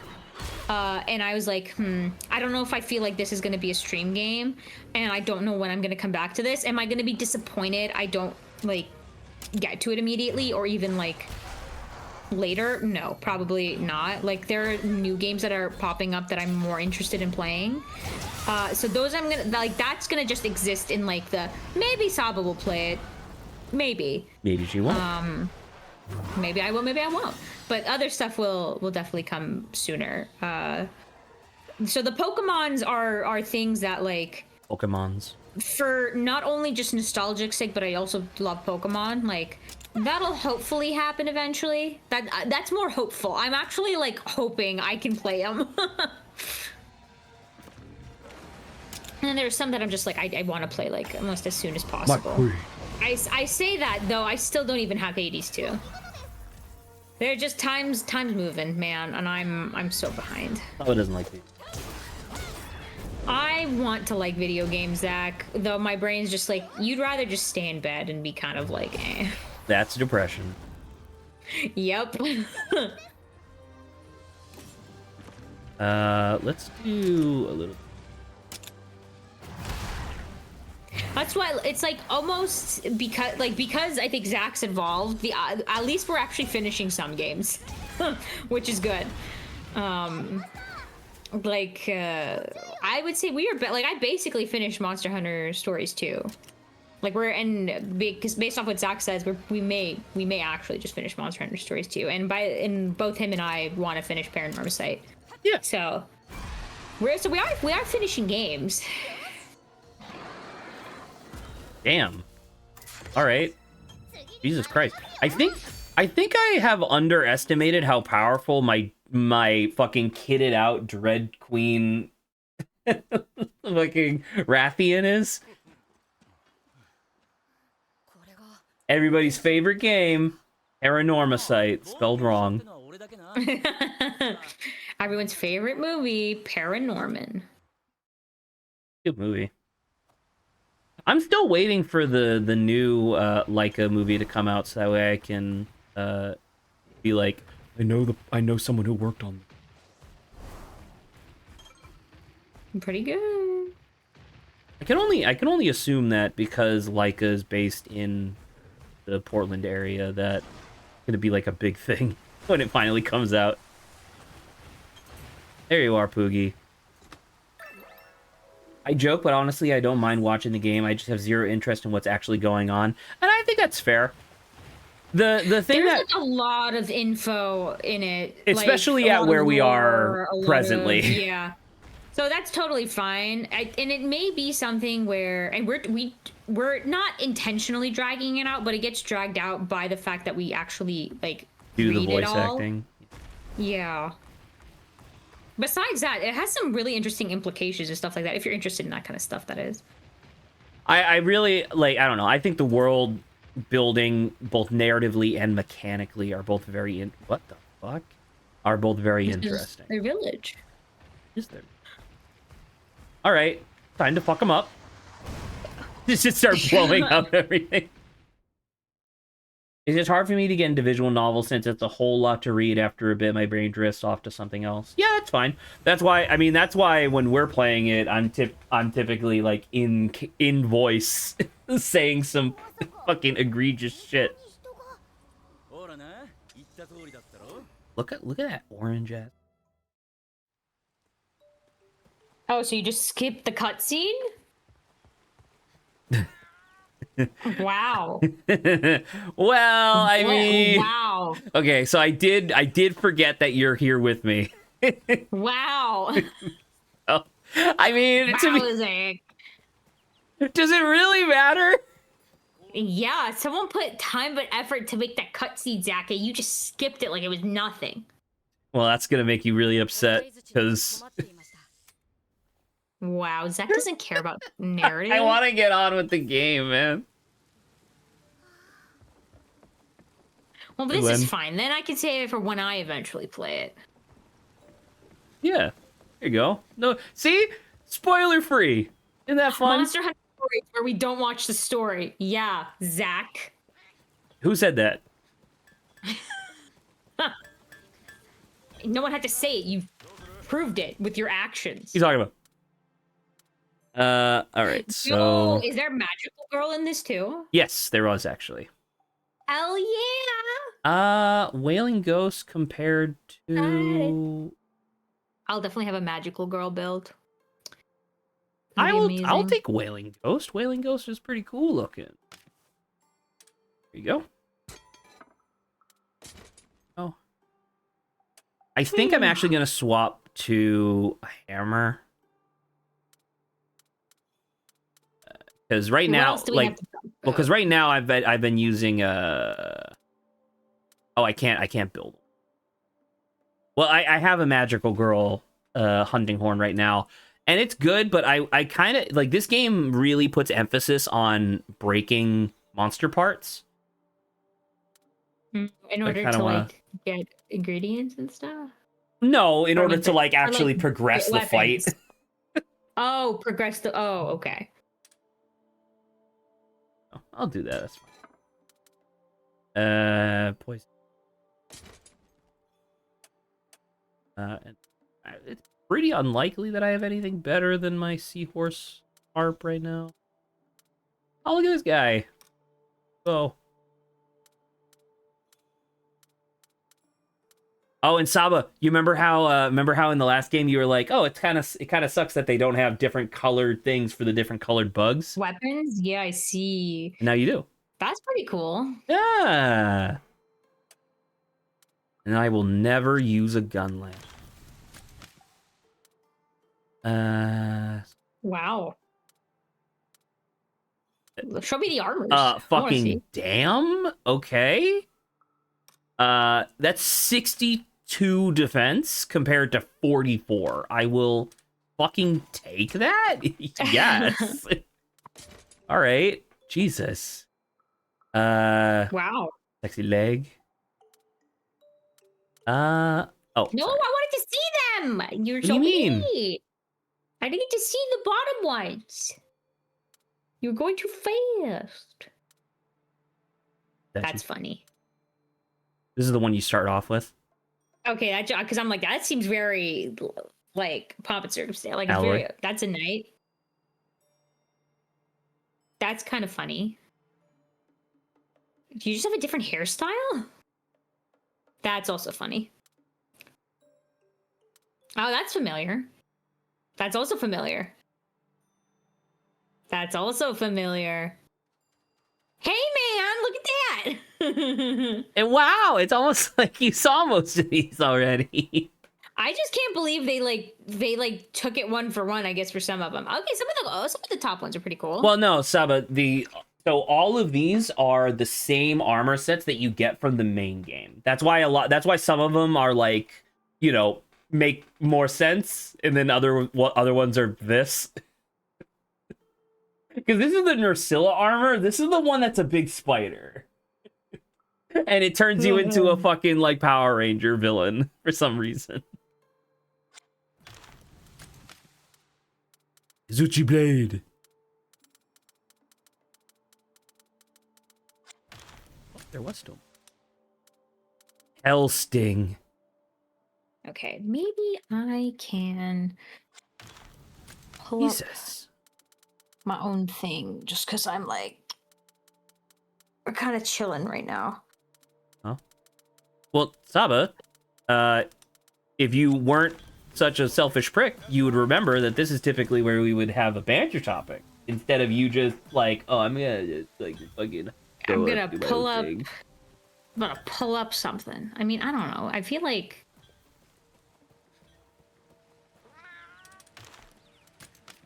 Oh, wait, there was something I did want to talk to you about. I think I messaged you. It wasn't in banter ideas, though. Oh, yeah, it was about Critical Role, the 4th campaign. Oh, sure. You have not watched any of their other stuff, right? No.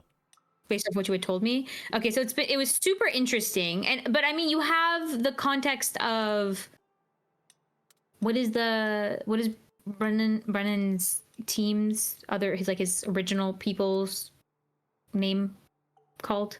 His other group? I don't know what you're talking about. Brendan Lee Mulligan's original group. The one where you actually did watch their campaigns. Dimension 20? Yes, Dimension 20. Thank you. So you have the context of watching. You know who they are. You know. So and I've watched Dimension 22. Wow, that's crazy that they made so many. So you kind of understand the idea of like, oh, well, not everyone's gonna like all of the people, like some individual certain play styles, right? Right. Yes. Insert Adrian here. Yes. And half of it has to do whether or not between a person's own interests or like how they play. But there are definitely times, and maybe I can answer, there's probably times where you're like, oh, this person's, whether their own inclinations or their own personality have kind of like ruined the scene, or like the character isn't acting as they should based off of like how they were set up. Have you encountered that? I mean, many times, yeah. Yeah. So I was watching the newest episode of the Critical Role campaign, and just one of the and I kind of like, in my opinion, like even from the get-go, the more you watch it, the more you kind of clock, I guess, your own like, oh, I'm not really vibing with this, or like the person had like, I don't know, they the based off what they had said, they're not really acting like this. And I'd already kind of clocked two people where I was like, I'm not really incredibly happy with the way this is set up. Like one of the characters, and I think was originally set up to, based off of what I perceived was, and you watched like the first like episode or something, right? At least. I mean, maybe. I don't quite remember. One of them was like the orc like mom, kind of like, she's very much like, oh yeah, that's kind of like nature, played by Abria Iyengar. Yeah, so like that's what I had understood, and she had brought the other character Octus, and she was like incredibly protective of him, and I was like, okay, he's also kind of like a low self-confidence kind of character. And then a whole bunch of other stuff happened, at least for like Octus's thing, where I'm like, I can't tell whether or not the person playing as him is trying to make him creepy or not. Like, I don't, like, he's like kind of a little insane. So that I was like, okay, that's just something where I'm like, I think the person playing the character just kind of wants to do this, which I'm like, I guess, even though I don't really understand where this like characteristic came from. Well, aren't they supposed to be, if I remember correctly, aren't they supposed to be like a spiritualist necromancer thing? So wouldn't it make sense for them to be a little creepy? But it's like, okay, yes, on like maybe an ideal level, but like how they were originally played was kind of just like, they're in this kind of own, Octus is in his kind of like own world because he's so used to like being undervalued, so his only friend is like a freaking undead fox.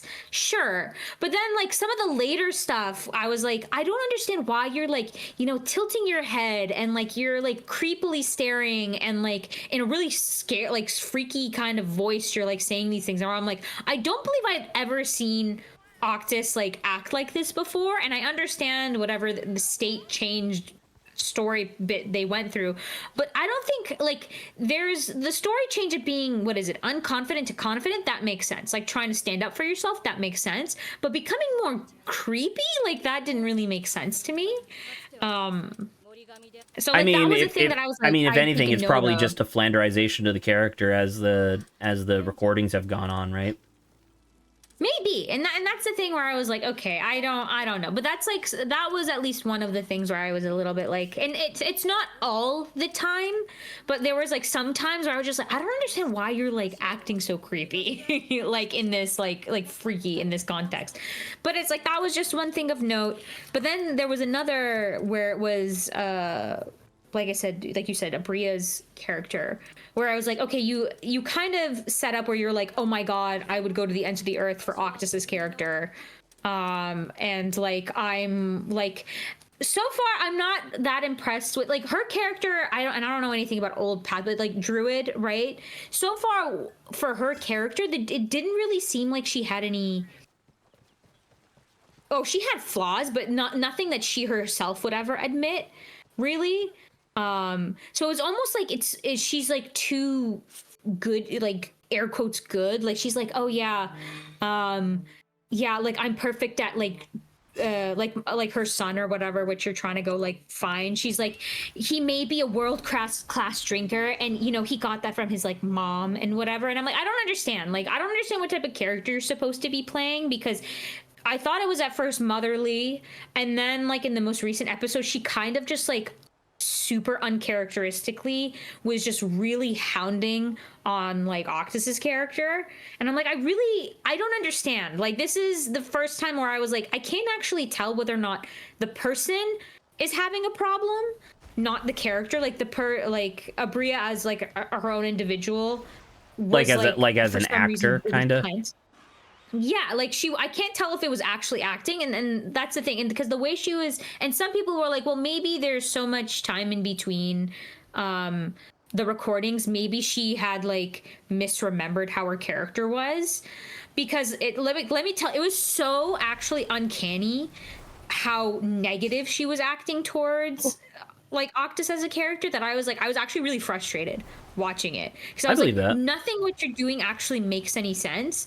And it was very nice, and people are way more harsher in the comments, obviously, but it was very nice to be, is the term vindicated? Is that what the word is?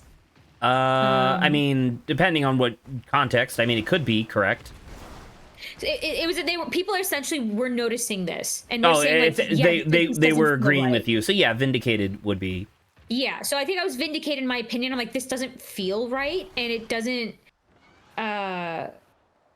this doesn't feel good. Like, I'll be fair. I'll try to be very fair here. After that moment, I can't tell whether or not this was all planned or whatever, but like, after she essentially got called out by Octus's character being like, why the hell are you treating me like this? And then I can't tell if Abria like course corrected, I think, and then like in the rest of the episode was much better. But I was like, wow, I was feeling very unhappy about watching that segment where she was just like really off course and like being really kind of insulting and stuff like that. And it got me thinking about like how much could like someone take of like, if one person kind of like ruining the story, or like thematically or character wise, like how much could like you take, Zach, of something like that before you're like, it's unfortunate, but this person's ruining this for me? Because like it's obviously with different people and different characters, but you're kind of you're kind of recreating the same argument that Adrian has against what's their face from Dimension 20, Allie Beardsley, where it's just like, I think I also had like a lesser degree of like, Allie has a very specific type of character they like to play, and a very specific like thematic narrative they like to play, that I'm just like, this is not my type of character, like, not at all. But I doubt Adrian's way more.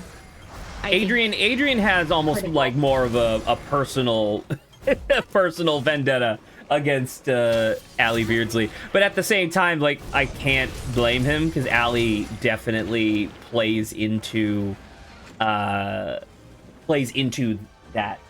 you know what I mean? But yeah. So I guess before even like really addressing your question, I'll start by kind of saying the same thing that I says to Adrian about Allie, which is that the people, like the actual individuals themselves, do exist outside the context, and I know you know this, but they do exist like outside in real life as well. So it's very often that these things that feel weird are either one or multiple people had talked outside of the campaign and were like, hey, I want to try something, and they took a swing and they missed. You know what I mean?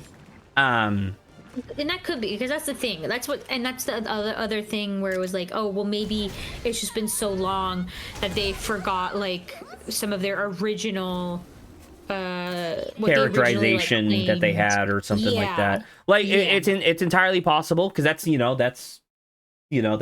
something that changes over time as well, just because, like, human memory is fallible.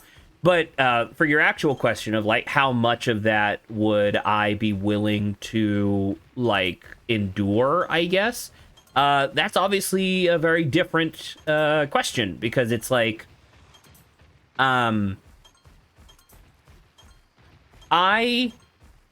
you remember me talking about you remember me talking about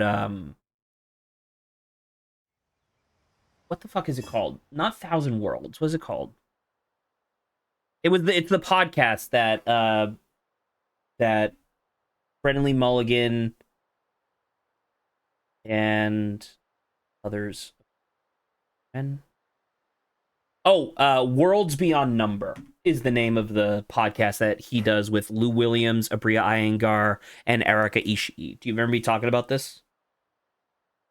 Maybe back in the day. Yeah, the long and the short of my opinions on it or whatever is that I love Erika Ishii. I think they're a very wonderful person, but it's literally just their way of talking and their voice that just like it's just nails on chalkboard to me, and that's not fair, Yeah. but it is how it feels to to listen to them in that sort of context.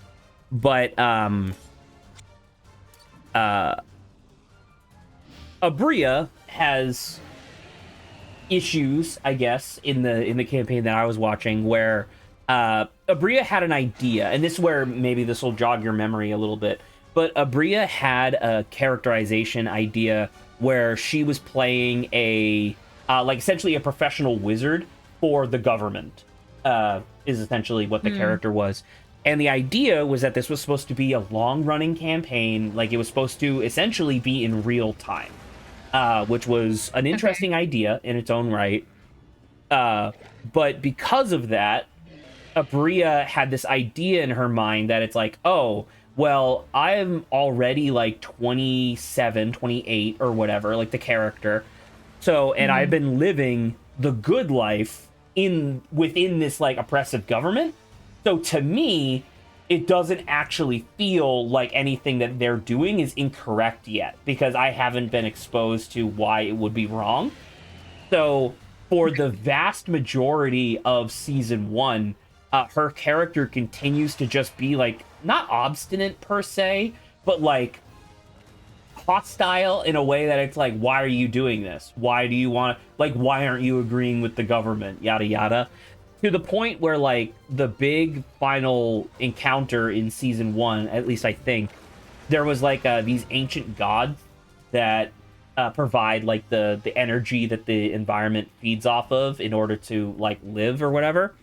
The government had captured this sea god, pinned it to the bottom of the ocean, and then were extracting its magical blood via, like, an oil derrick, right? Now, that's obviously fucking horrifying, and there was, like, this whole encounter where they had to, like, fight off a bunch of guards to release the monster, and then yada yada. It was, like, all this stuff, and they succeeded.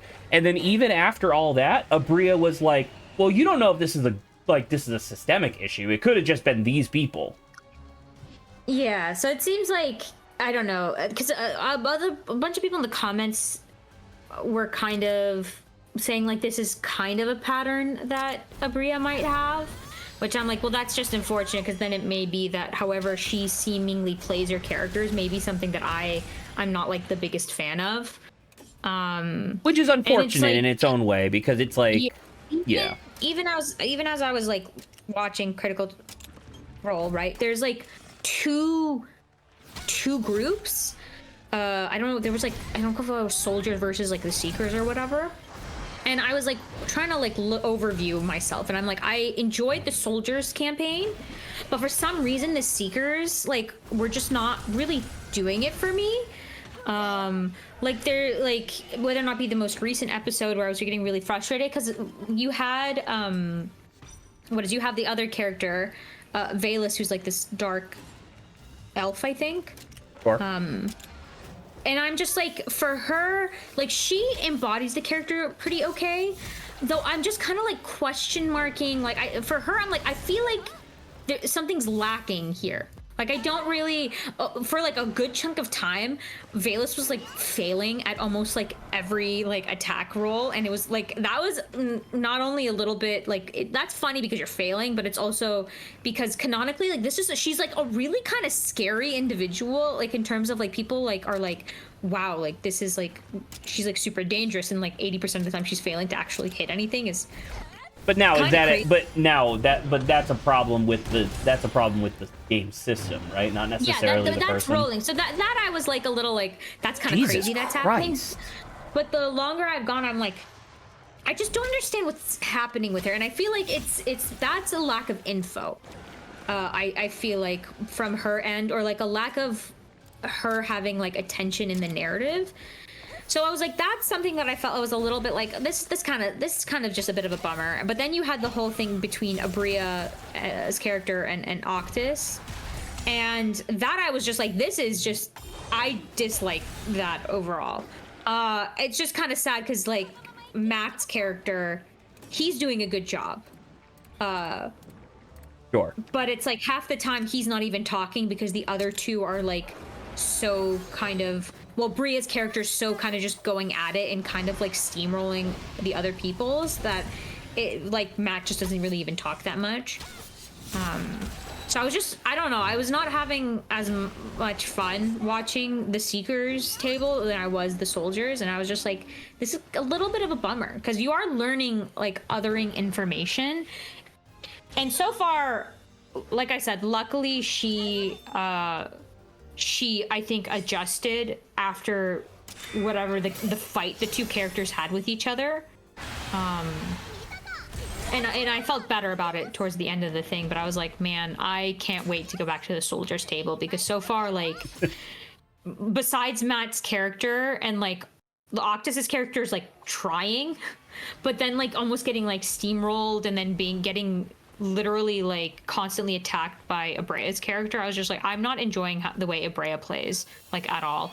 And Valus, I'm just like, she seems interesting, but it's so like it's so, I don't know, like I'm like missing so much information that I can't really tell like her importance in this, that I was just like, I was a bit bummed out about it, I would say. It hasn't like stopped me enough to like make me want to quit watching it, but luckily I haven't encountered that because I figured that would be a really big bummer if that was the case for me. But I felt really not happy about like that one fight that was happening in the middle because I was just so like I was so frustrated at a brain being like, why are you acting like this? I have no idea. And I felt like literally there was actually like outside character tension at the table.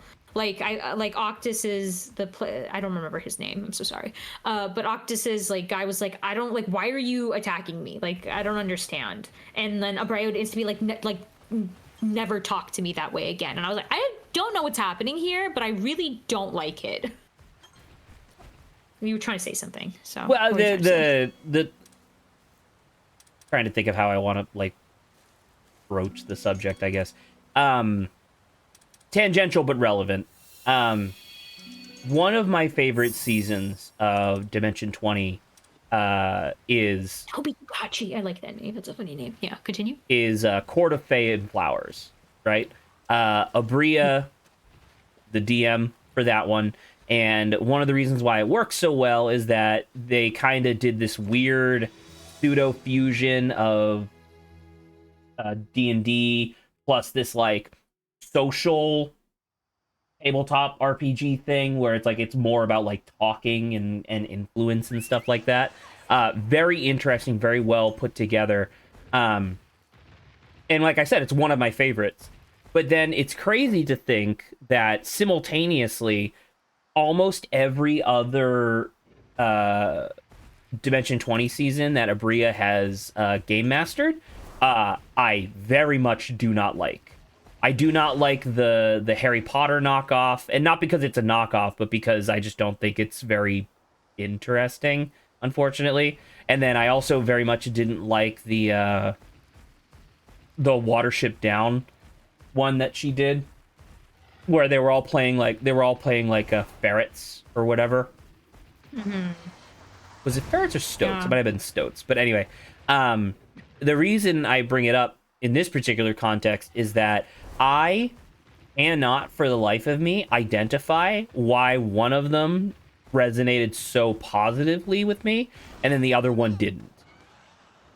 I don't know. it's kind of rough. Like the more I'm like thinking about it, the more I would be like, I don't even know if I would be interested in watching her be a DM, based off of like so far how I've seen her play. Like even her character Very, is like, very easily could recommend Court of Fey and Flowers, but that's yeah, based off what you're saying, that may be but it's like her character, even then was like, I'm like, her character's just like has this crazy backstory, is kind of overpowered as hell, but the character has no, like, she says she feels bad, but then kind of has like no remorse, like doing these things that are like really hard on other people. And like I said, it just, she would never really like, in my eyes, it doesn't really appear that she would ever admit she has any flaws. Like she's always just right about everything, and I'm like, this is not you saying something the character I like. or Abria? The character, but like Abria is also playing as the character, and it's like anytime anyone's trying to be like, yo, can you calm down, Abria's, I don't know whether or not it's Abria or as the character, she's just like, you don't get to ever talk to me that way, like that kind of thing. And this was happening during like the big like fighting thing as well. So I was just like, I don't like this, and that's why I said, like, in the comments other people were kind of speaking of the fact that like, oh no, she's like this, this is like a trend for her other characters as well. And I'm like, okay, if this is how she acts, if this is kind of like, this is the type of character she likes to make, that I'm just like not even, because she tends to interrupt kind of quite a bit as well. Yes, I can say people. I can say that very true. It's the I don't know, because it's tough, right? Because it's weird, because it's I think it might just be a preference thing for like me. This is me talking about myself. I think it might just be a preference thing, but like I have almost never had problems with NADPOD, right? Like the Brian Murphy's tabletop role-playing podcast. And then most of Dimension 20 I really enjoy. Mostly because they have like the production and the creativity in it, and I think Brendan Lee Mulligan is like a better DM than Matt Mercer is. But at the same time,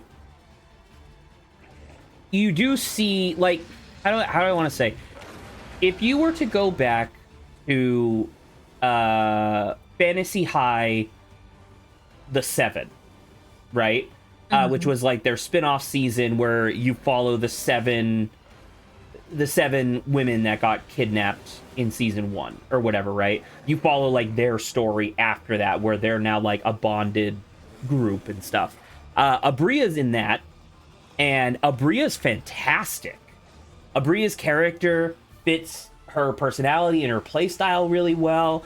Doesn't like super bother anybody, or doesn't like super like step on anybody else's toes. And it's literally just like, she's a high performing athlete essentially, but it's an athlete in like a fantasy world. So all the shit that she does is like javelin throwing and axe throwing and like vaulting and climbing and shit, right? It's like all the adventuring sports, quote unquote. And it really works. It's extremely well put together in that sort of way. But then it's not railroading, because that's not really like a term that I think applies to her in this particular context. I think it's more like she has a vibe that she wants to, that she would want a scene to have, and she is not shy about stepping on other people to try to get that to be the vibe of the scene, you know? Whereas, like, okay, yeah, does that make sense? This is, yes, and I feel like this is where like obviously people are just like different, and this, where it's like it's like a minor critique but also like a preference. I'm like, I don't jive well with those types of people as well, like someone who kind of just overspeaks over other people, because like I already know I talk a lot because I'm very like passionate about like certain subjects, and I'm totally like willing to talk about stuff, and I want to like be able to express myself. But then there's like people that just like you say, kind of steamroll, because they're like, oh, my opinion of this like really matters, and I like, it deserves to be like said, or it deserves to like take everything else takes precedence. Like I take precedence. Am I thinking about the Like right I don't word? even like I don't even know if I would be so bold as to say that she thinks like super highly of herself in that particular way or whatever. I think it might just be more of a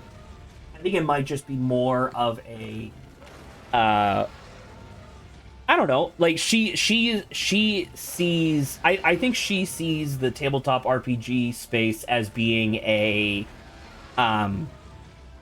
space for like constructed narratives, but at the same time, it's supposed to be mostly improv.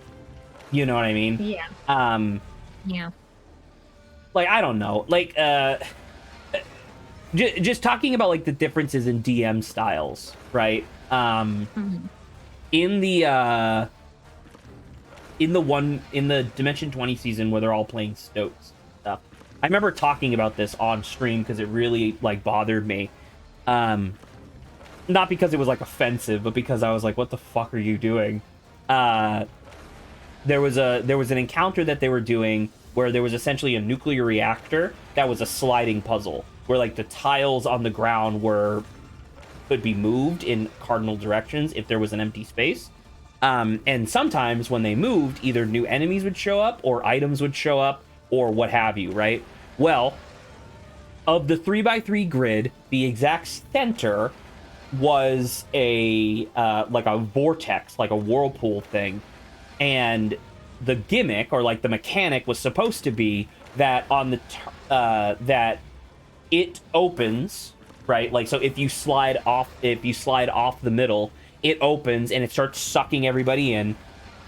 And then each turn, it tries to suck them in again, and it gets stronger and stronger until someone covers it, right? And it's like, okay, that's cool. Like, I get the idea there.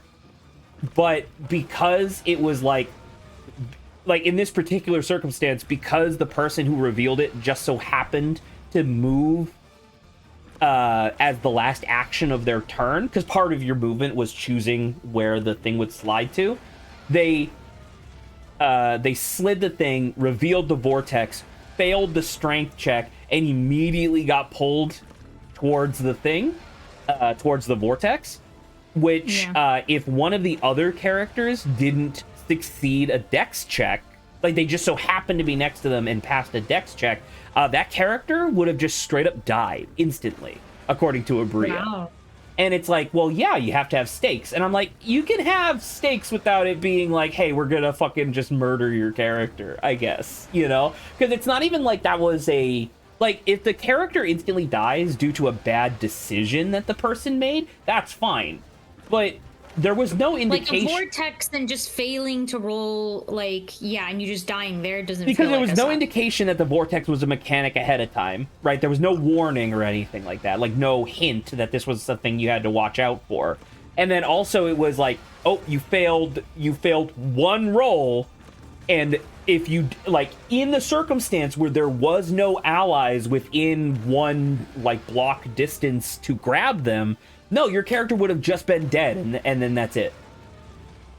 And it's like, damn, son, like, that's a crazy decision to make as a GM, especially as this is supposed to be like the second to last fight of the entire, like, season or whatever. Like, I don't understand why you thought that this was a particularly good idea. But anyway, it's kind of because what is it? The thing with like Matt Mercer versus Brendan Lee Mulligan, you would say it's just like a little bit of a preference. Like nothing Matt's doing is actually wrong. Nothing Matt's doing is actually bad. It. It's just that Matt plays his table a lot more seriously and like with a lot more drama, whereas Brendan Lee Mulligan plays his table with a lot more humor and a lot more like quick wit, which I appreciate. So that's just like that, and that's a preference. So that's one of the reasons why you may not watch like someone or like Matt's games, just because you're like, oh, that's a preference of how like a play style I like. It's just unfortunate that in this case where it's like I actually just don't think I like the way Abrea plays, and it's just unfortunate because it's kind of like I said, and it did of course adjust a little bit, but I'm just like, it's just kind of meh for me. It's just I'm not the type of person that probably gets along with that kind of person, and in terms of in-game, how she appears in-game, because I've encountered like one or two people that were kind of similar in the space, and I'm like, oh god, no, I can't deal with that. So sorry, I guess, to Abria for not liking how you're playing, but man, that kind of Why are you addressing really Abria directly? Sorry if this ever happened. I just feel kind of bad. I'm It's just one of those sorry things where that it's I like, don't like sorry. you. I'm sorry that I just wouldn't probably get on with you, at least in tabletop. But yeah, because I was like, that's a little bit of a bummer that I'm having, like, I'm like, man, this Seeker's table is not my favorite. Like, what's happening here is just not great. Because it's not about being it's like unserious. It's, wow, you were just taken out. Yeah, it's just wherever the thing ends up, it's just been not as fun. Like, they had done something, what is it? The Soldier's Table had done something where they came across, like, a basilisk, I think. And it was, like, chained up like it was, like, a pet. So clearly it was being, like, it was forced to, like, use its power. And I was like, you know what they could have, and this is just a preference thing, that's why. I'm like, you know what you could have done? You could have tried to, like, free, I think, the basilisk to see whether or not it would, like, turn on, like, the people that had imprisoned it. But what they did is they just went ahead and just killed it. Which I was like, oh, okay. So, I mean, you're way more straightforward than I would be, which isn't bad per se. But I was just like, aw, I would have loved to have seen, like, the alternative action.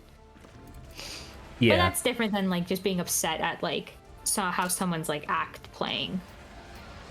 Anyway, that was, like, my kind of update, I guess, on how that's going. I mean, I find it interesting that you're continuing to watch Critical Role. Not because I don't like Critical Role, but because it's like, I don't know. You're the type of person where I had to fucking pull you by the nose to watch JoJo. But yet you're watching 4-hour-long TTRPG episodes like it's no business. Man, luckily for me, like, I can put it on and just, because it's in English, I don't actually have to read. So it kind of just sits in the background. And like I said, I really do enjoy Brennan Lee Mulligan's, like, play style. Or DM style, I guess. So it's that's enjoyable. The narrative's not bad. I could understand from what you were saying about, like, the beginning of it was very slow because you were very much like, oh, grieving and, like, the funeral and blah blah blah. Yeah. When I went to the Soldier's Table, I was like, oh, this is probably more Zach speed. And then the Seeker's Table kind of, like, brought it down a little bit again. But there's, like, some interesting questions, I guess, narrative-wise, that I'm like, okay, I'm interested in kind of just, like, trying to keep up a little bit. But yeah, I don't even think I have the option per se, but... oh, Jesus.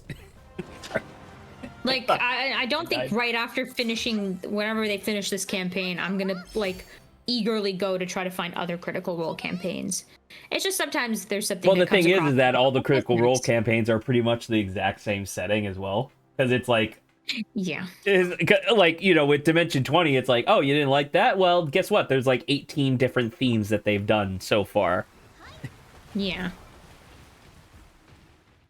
I don't know. I have recommended it to you before, but like I would recommend checking out because I think season 1 of NADPOD, which is just like classic fantasy stuff, is just completely available for free. I would recommend it, just and seeing whether or not you vibe with it at all.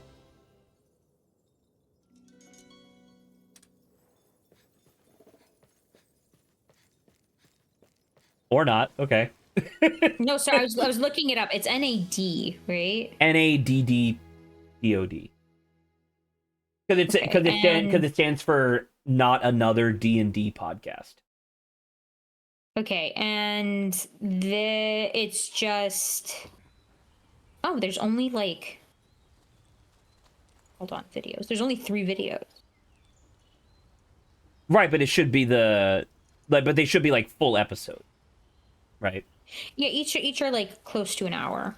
Yeah, so like check it out, see if you vibe with their stuff. It's very, very jokey, but that's okay. Like that's what I like, you know. I guess.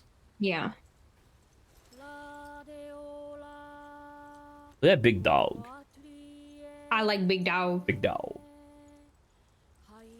Well, I don't know anything that's happening here because that skips Zach. Why aren't you skipping this? Huh? Why are you being a bitch? I don't know what you're talking about. It says the guy who first skipped it. What are you talking about? So what's happening here is that we just fought an invasive species. When you fight the invasive species, you find an ancient egg from a extinct species, like an endangered species, and then you bring them, and then like you work to bring them back to the environment. So in this particular case, like in the first area, that was Rathian. So we defeated the invasive species, got Rathian, and then I was able to recover it all the way up to whatever. Oh my god, it's a doggo! Yeah, it's a Palamute.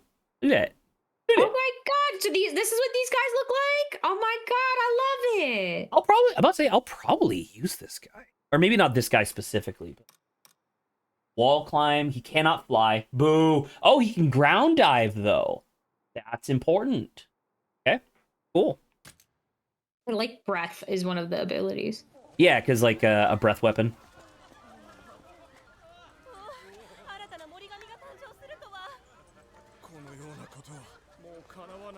I'd give it up. I'd give it up.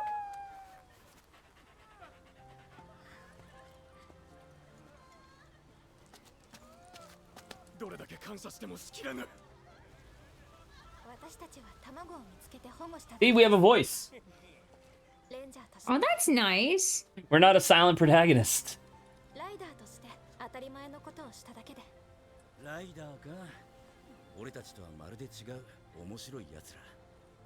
卵を保護して返すなんて発想はハンターにはありませんね。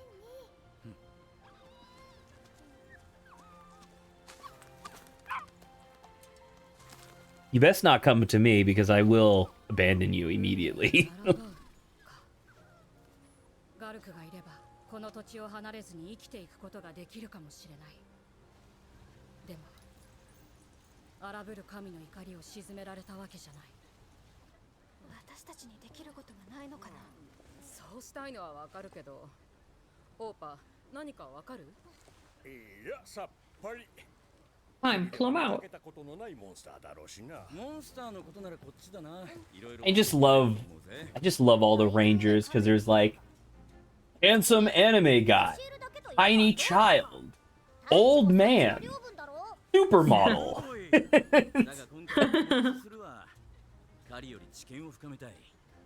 もっとライダーのことを知りたいですもんね。 Cat. And then cute animal. Yes, Cute animal. And then also pretty princess. Because she's not technically a ranger, but she is on our side.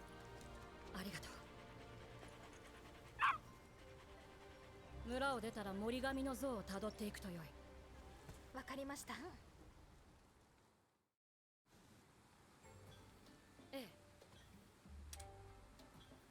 Oh, ward statue. There you go. That's what we were seeing before.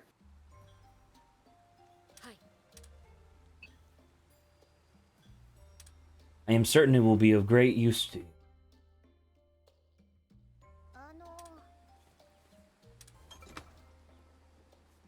Oh, side stories.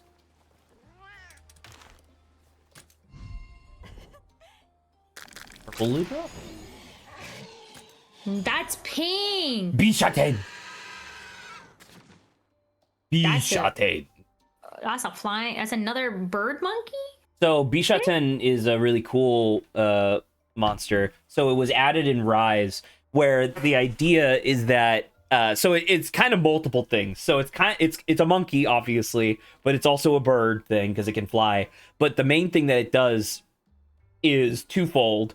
One, it has fruit that it will throw at you, and the three will have different effects. So like one will poison you, one explodes into a flash which blinds you, another one sets you on fire, so on and so forth.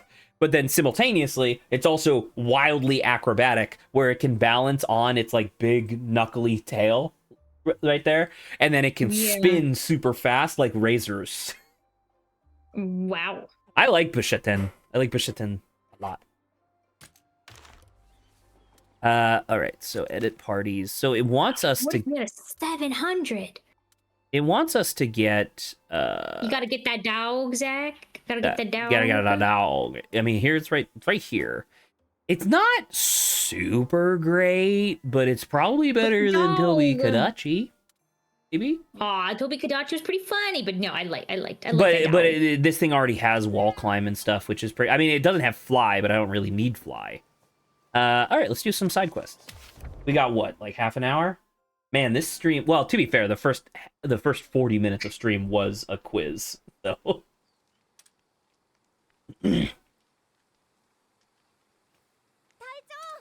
やあティオ、何やら楽しそう。わかりま、疾風四強犬森村のチャム。ティオ姉ちゃん、姉ちゃん。そんな。Look at that dodo bird. Okay. Where are we head? I like that lounging guy. Okay, is there anything else I can do? Because that was look at me. That was a long topic that I did. Was it? Yeah, that lasted for like 30 minutes. that was like a 30-minute topic. Yeah. Wow. Let me see. Is there any other interesting things going on Steam here? Oh, when's the spring showcase happening, you think? What do you mean spring showcase? Sorry, like the spring. You know how each season they've got like deals and like this spring fest or whatever. Oh, the spring sale? Yeah. I mean, you could I mean, I don't know off the top of my head. It's probably already been data mined. You could Google like just Steam DB spring sale. You'll probably find it. Let me see. They're saying on the 19th of March? Yeah. Well, that's yeah. All right. Yep. That's when spring starts on the 20th, technically. Okay, so we have a little bit of time. Get out! It's interesting to see. Because like I said, I mainly just throw stuff on my wish list to like keep an eye out on it, not exactly to like buy per se. It's interesting. Some of them that are constantly on sale. Wow, 7 Mysteries of Hanjo is only $9.99. Dude, that's fucking worth it. Holy shit. How old is that game? 2023. So 3 years ago. Wow. Hey, $9 for a game that's only 3 years old? Originally like 20. It's like $10 versus 20. Yeah. So it's half off. It was $20? It was $20. Yeah. Great game for $20. Holy shit. Oh yeah. Oh yeah. Oh yeah. I'll kill you, Dad. Oh, Winterborough seems to be doing pretty well. Who? Winterborough. Who? It's like a cute survival game. Ooh. Nah, man, it's adorable. Ooh. Man, I'm so disappointed in Code Vein 2. Oh, I know it sucks almost as bad as the first one did. No, the first one's great. First one is not great. First one is like okay at best. First one is great. First one is not great. First one is vapid, but then again, you do also like Genshin, so I get it. Genshin is also great. Not true. Anyway, Genshin's great. Anyway, I'm waiting on that. That's pretty good. Wow, Zach. Thank you. You definitely should have died there. No. Yep. Nope. I'm still waiting on this. That's not going to be on sale for quite a bit, though. Where was Hades 2? I gotta keep an eye on this too. I'm hoping. Let me look at the sale history. Stram. That's what I spelled. I got to scram away. I got a strand. Yeah, Oh! haven't had Secret tunnels. secret tunnel. It's only gone down like 25%, which, man, I like me some good deals. So maybe I just gotta keep waiting on that. Feral monster has claimed this. I'm I'm not on Steam maybe, but I'm kind of interested in getting that 2-point museum. I heard it's good. I heard it's overwhelmingly positive on Steam. Yeah. So there's something kind of fun about it, I would say. No. Yes. No. Look at this guy. He's just sleeping.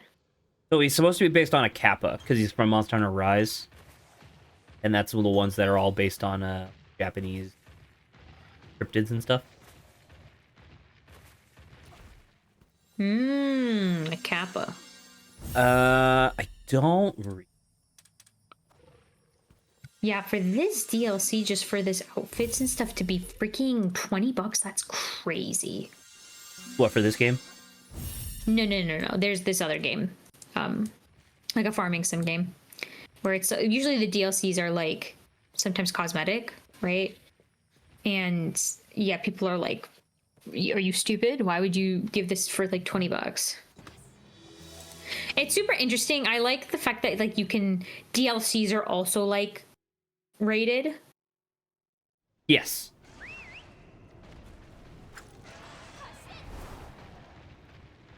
Oh man, I like me some farming sims though. We Sometimes know. I also like, because it's in early access too. Sometimes I prefer waiting just so they could get all of their like, bugs and problems out of it before actually playing. Like I admire early access and letting people play early stuff, but then like imagine it changes a lot, which does it normally? I don't know if you know this. Because obviously, some parts and sometimes in early access, you don't even have the full story. Yeah. I mean, so for the most part nowadays, what early access is for is to help fund the ongoing development of the game, right? So like, and you obviously see that with like Fields of Mystria and stuff like that. But I mean, the idea of like the game changing like you obviously won't Like, get imagine like the models get like a full revamp update. very Like, very unlikely. Like Okay. like I would say like just in my perspective, or at least in my understanding, you're more likely to see a lot of new content as opposed to just like completely reworked content. Now, that's not to say that it doesn't happen, but it's just not typical.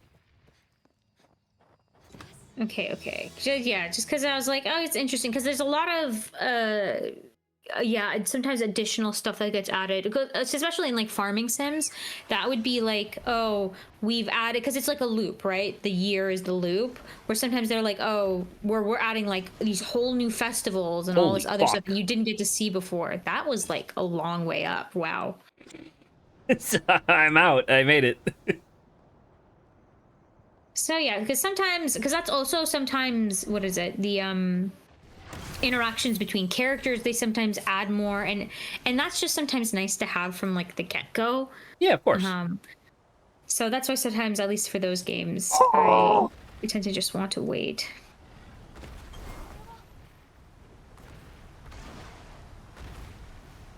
Cafe. Buffet Cafe. Relaxing event. Covfefe. It's kind of fun. Covfefe.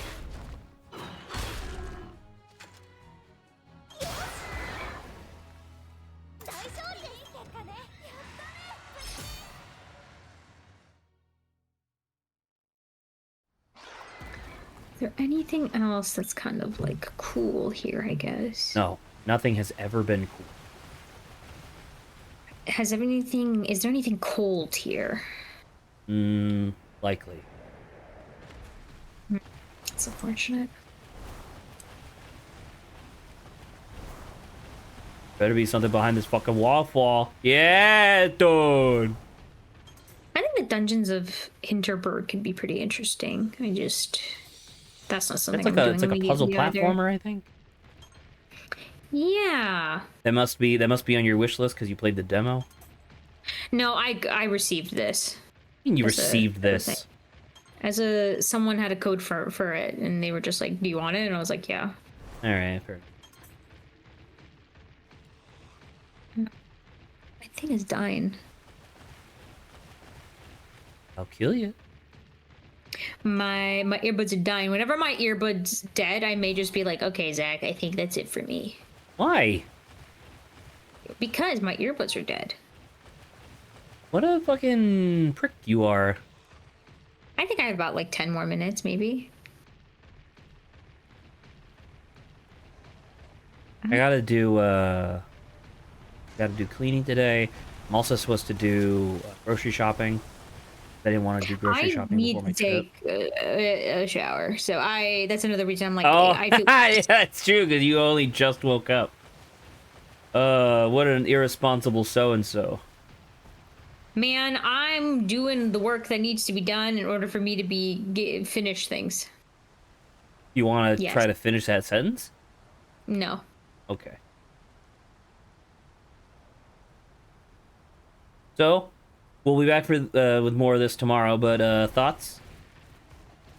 I think it looks good. Yeah. Obviously I missed a bunch of stuff. But it's a little bit of like a setup, but that's okay. You kind of like told me about it. But like I said, I'd be interested in getting this myself and probably playing this. I probably may not play it on. I mean, brother, you know me. I take forever to get a game anyway, so it wouldn't be in this year or two that I'd probably get my hands on this. But anyway, in this it's good. year or two. Yep. I take a long time. Oh. I mean, you've already kind of made your thoughts known, so. I mean, like I'm you said, you've definitely already going to put in so be many playing more hours. of it. So, Yep. that's easy.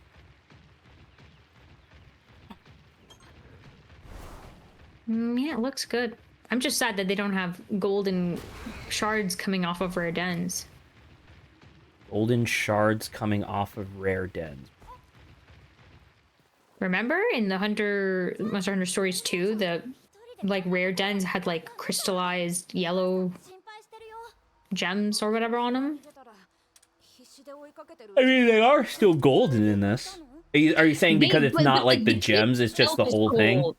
Yeah, I'm like, Got that's it, a okay. little stupid. The fact do you that the mean? cave itself is not gold. The gems at least made sense.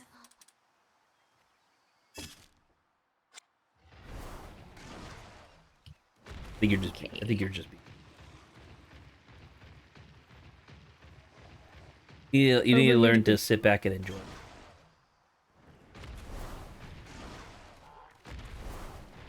Such as this Poogie. Poogie. Ooh.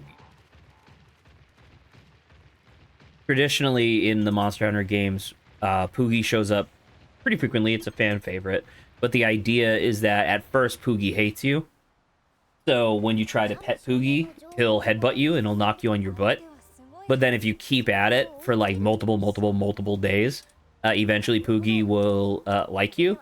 And then the first time you pet Poogie each day after he likes you, he gives you a random item. That's kind of funny. You Yeah. won them over. Yeah. And then there's also costume, like a fuck ton of costume. Yeah, like that. Where's Poogie getting all this stuff from? From people.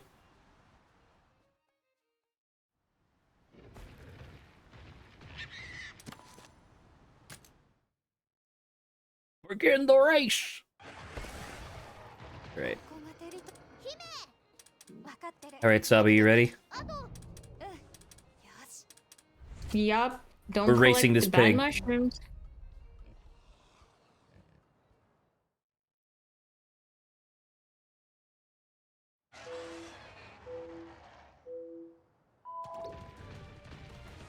Yay.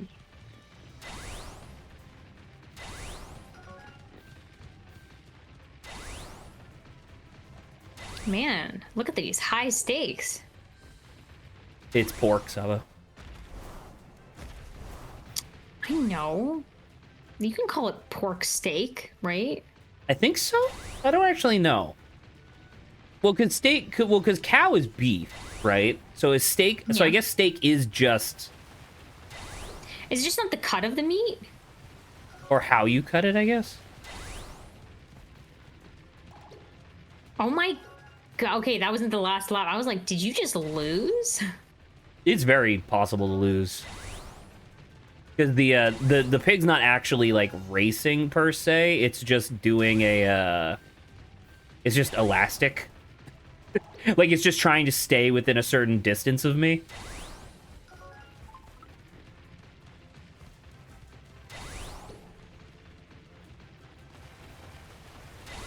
I didn't see any spaces for a shortcut on this, which I find very interesting. There you go. You're cheating with a shortcut? Well, no, because so this is the second race that we've done. I'm assuming there's gonna be one per world map. But on the first one, there was an interesting little ditty where if you timed 2 jumps really well, you would jump over this pit, jump onto a column, and then jump to the other side, and it would actively save you time on the last lap, which was cool. Yeah. Yeah. Kadachi learned stealthy. Sick. Am I gonna order food instead? You should. Am I gonna order food for lunch today? As opposed to what? Making food at home. Oh, okay. I thought you were gonna be like, I don't know, ordering non-food. No, because I'm not stupid like you are. I eat rocks. I eat rock.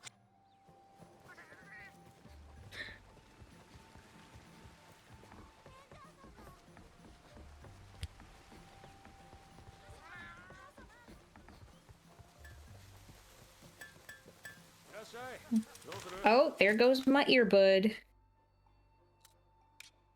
Where's my case? Aginata.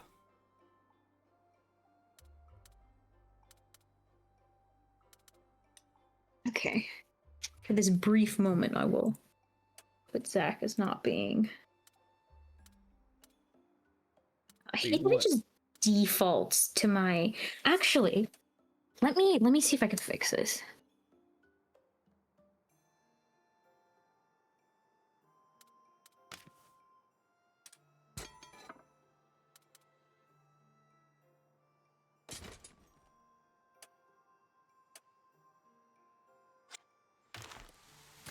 Oh, I don't know what I just did.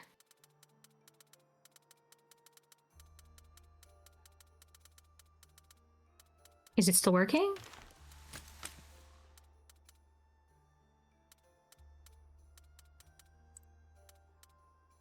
Oh no, I just swapped to it. Oh frick, okay.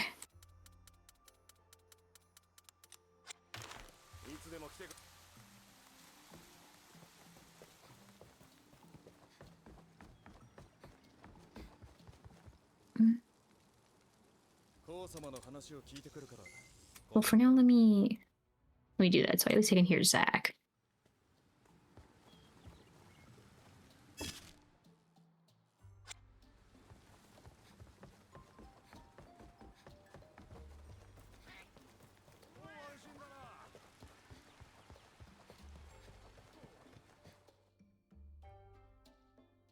I was wondering if I could have just put this for input and not output, but I don't think I can do that. They're just don't allow or allow. I have no context. Am I still being heard right now? What's happening? Oh, no, it's still there. Okay, so... There we go. It's just not even an option anymore. Windows default. Okay, I may have solved my problem. Yay. Exciting. Hooray. Yay. Not that one. Not that one either. Exciting. I solved my problem. because I want it as my microphone. There we go. Okay, Zach, I think at 12:50 I'm about. That's fair. Tres minutos. I like it though. I think the colors of the world are pretty good too. Do you have a snow place, a snow level? I'm assuming. I don't know. This is the second place I've been to, and you saw the first place. Or I guess, is there snow in this world? I mean, you may have not gone to it, I guess. I don't know. Maybe. I don't know exactly what kind of answer you're expecting from me. Snow does exist. If you're talking, I can't hear you.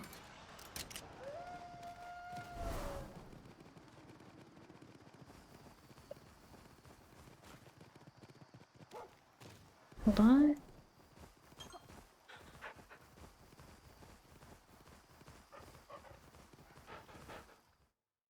Try speaking, sir. Why? Oh, okay. No, you are there. Okay. Oh, it didn't work. I could hear myself for a second, so I wanted to blow out your microphone. Wow, thank you. You're welcome.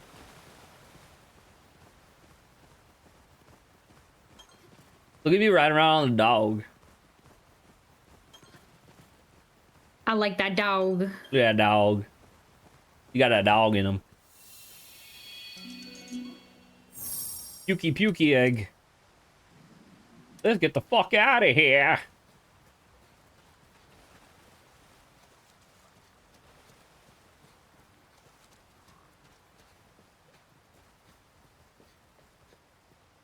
It's interesting how your buddy person runs the exit. That's pretty cool. Yeah. Although I will say the part that does irk me about that is that your buddy will accidentally pilot your the monster to block your path when you're you're trying to like escape from the monster. Yeah, it's kind of funny.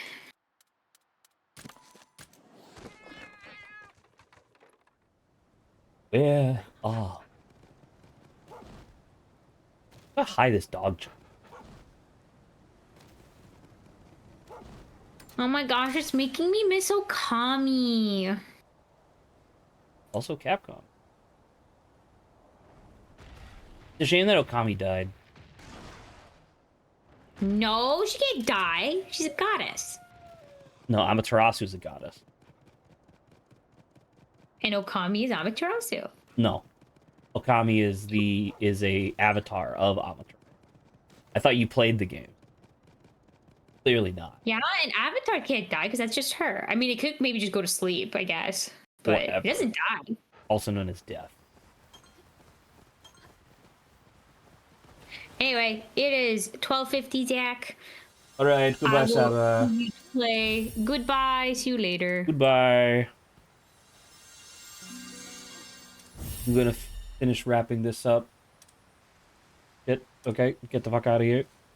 Gonna wrap this up, and then I'm going to order lunch. It's a beautiful day outside. Damn, could go on a walk.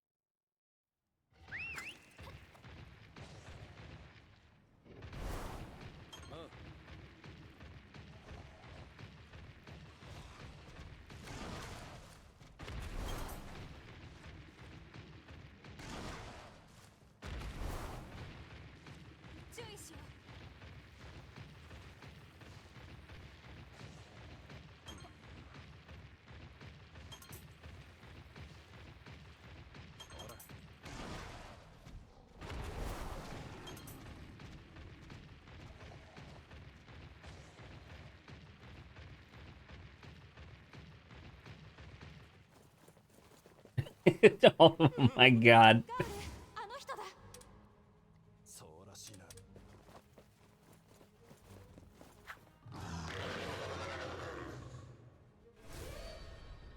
気合い入れてこう。片付けるぞ。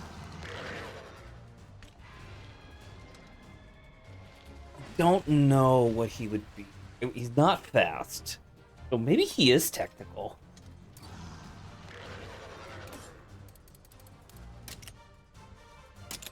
Nope, power. Alright, well, that's very sumo.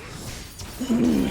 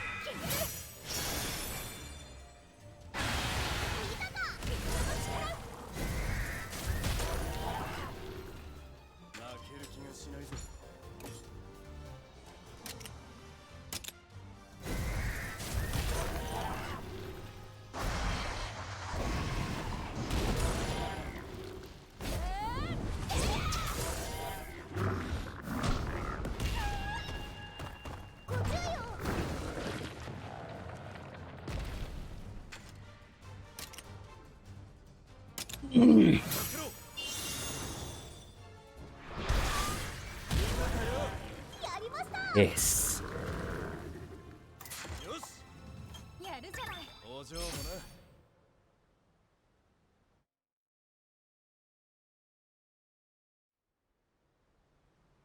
あんたたちは確か俺。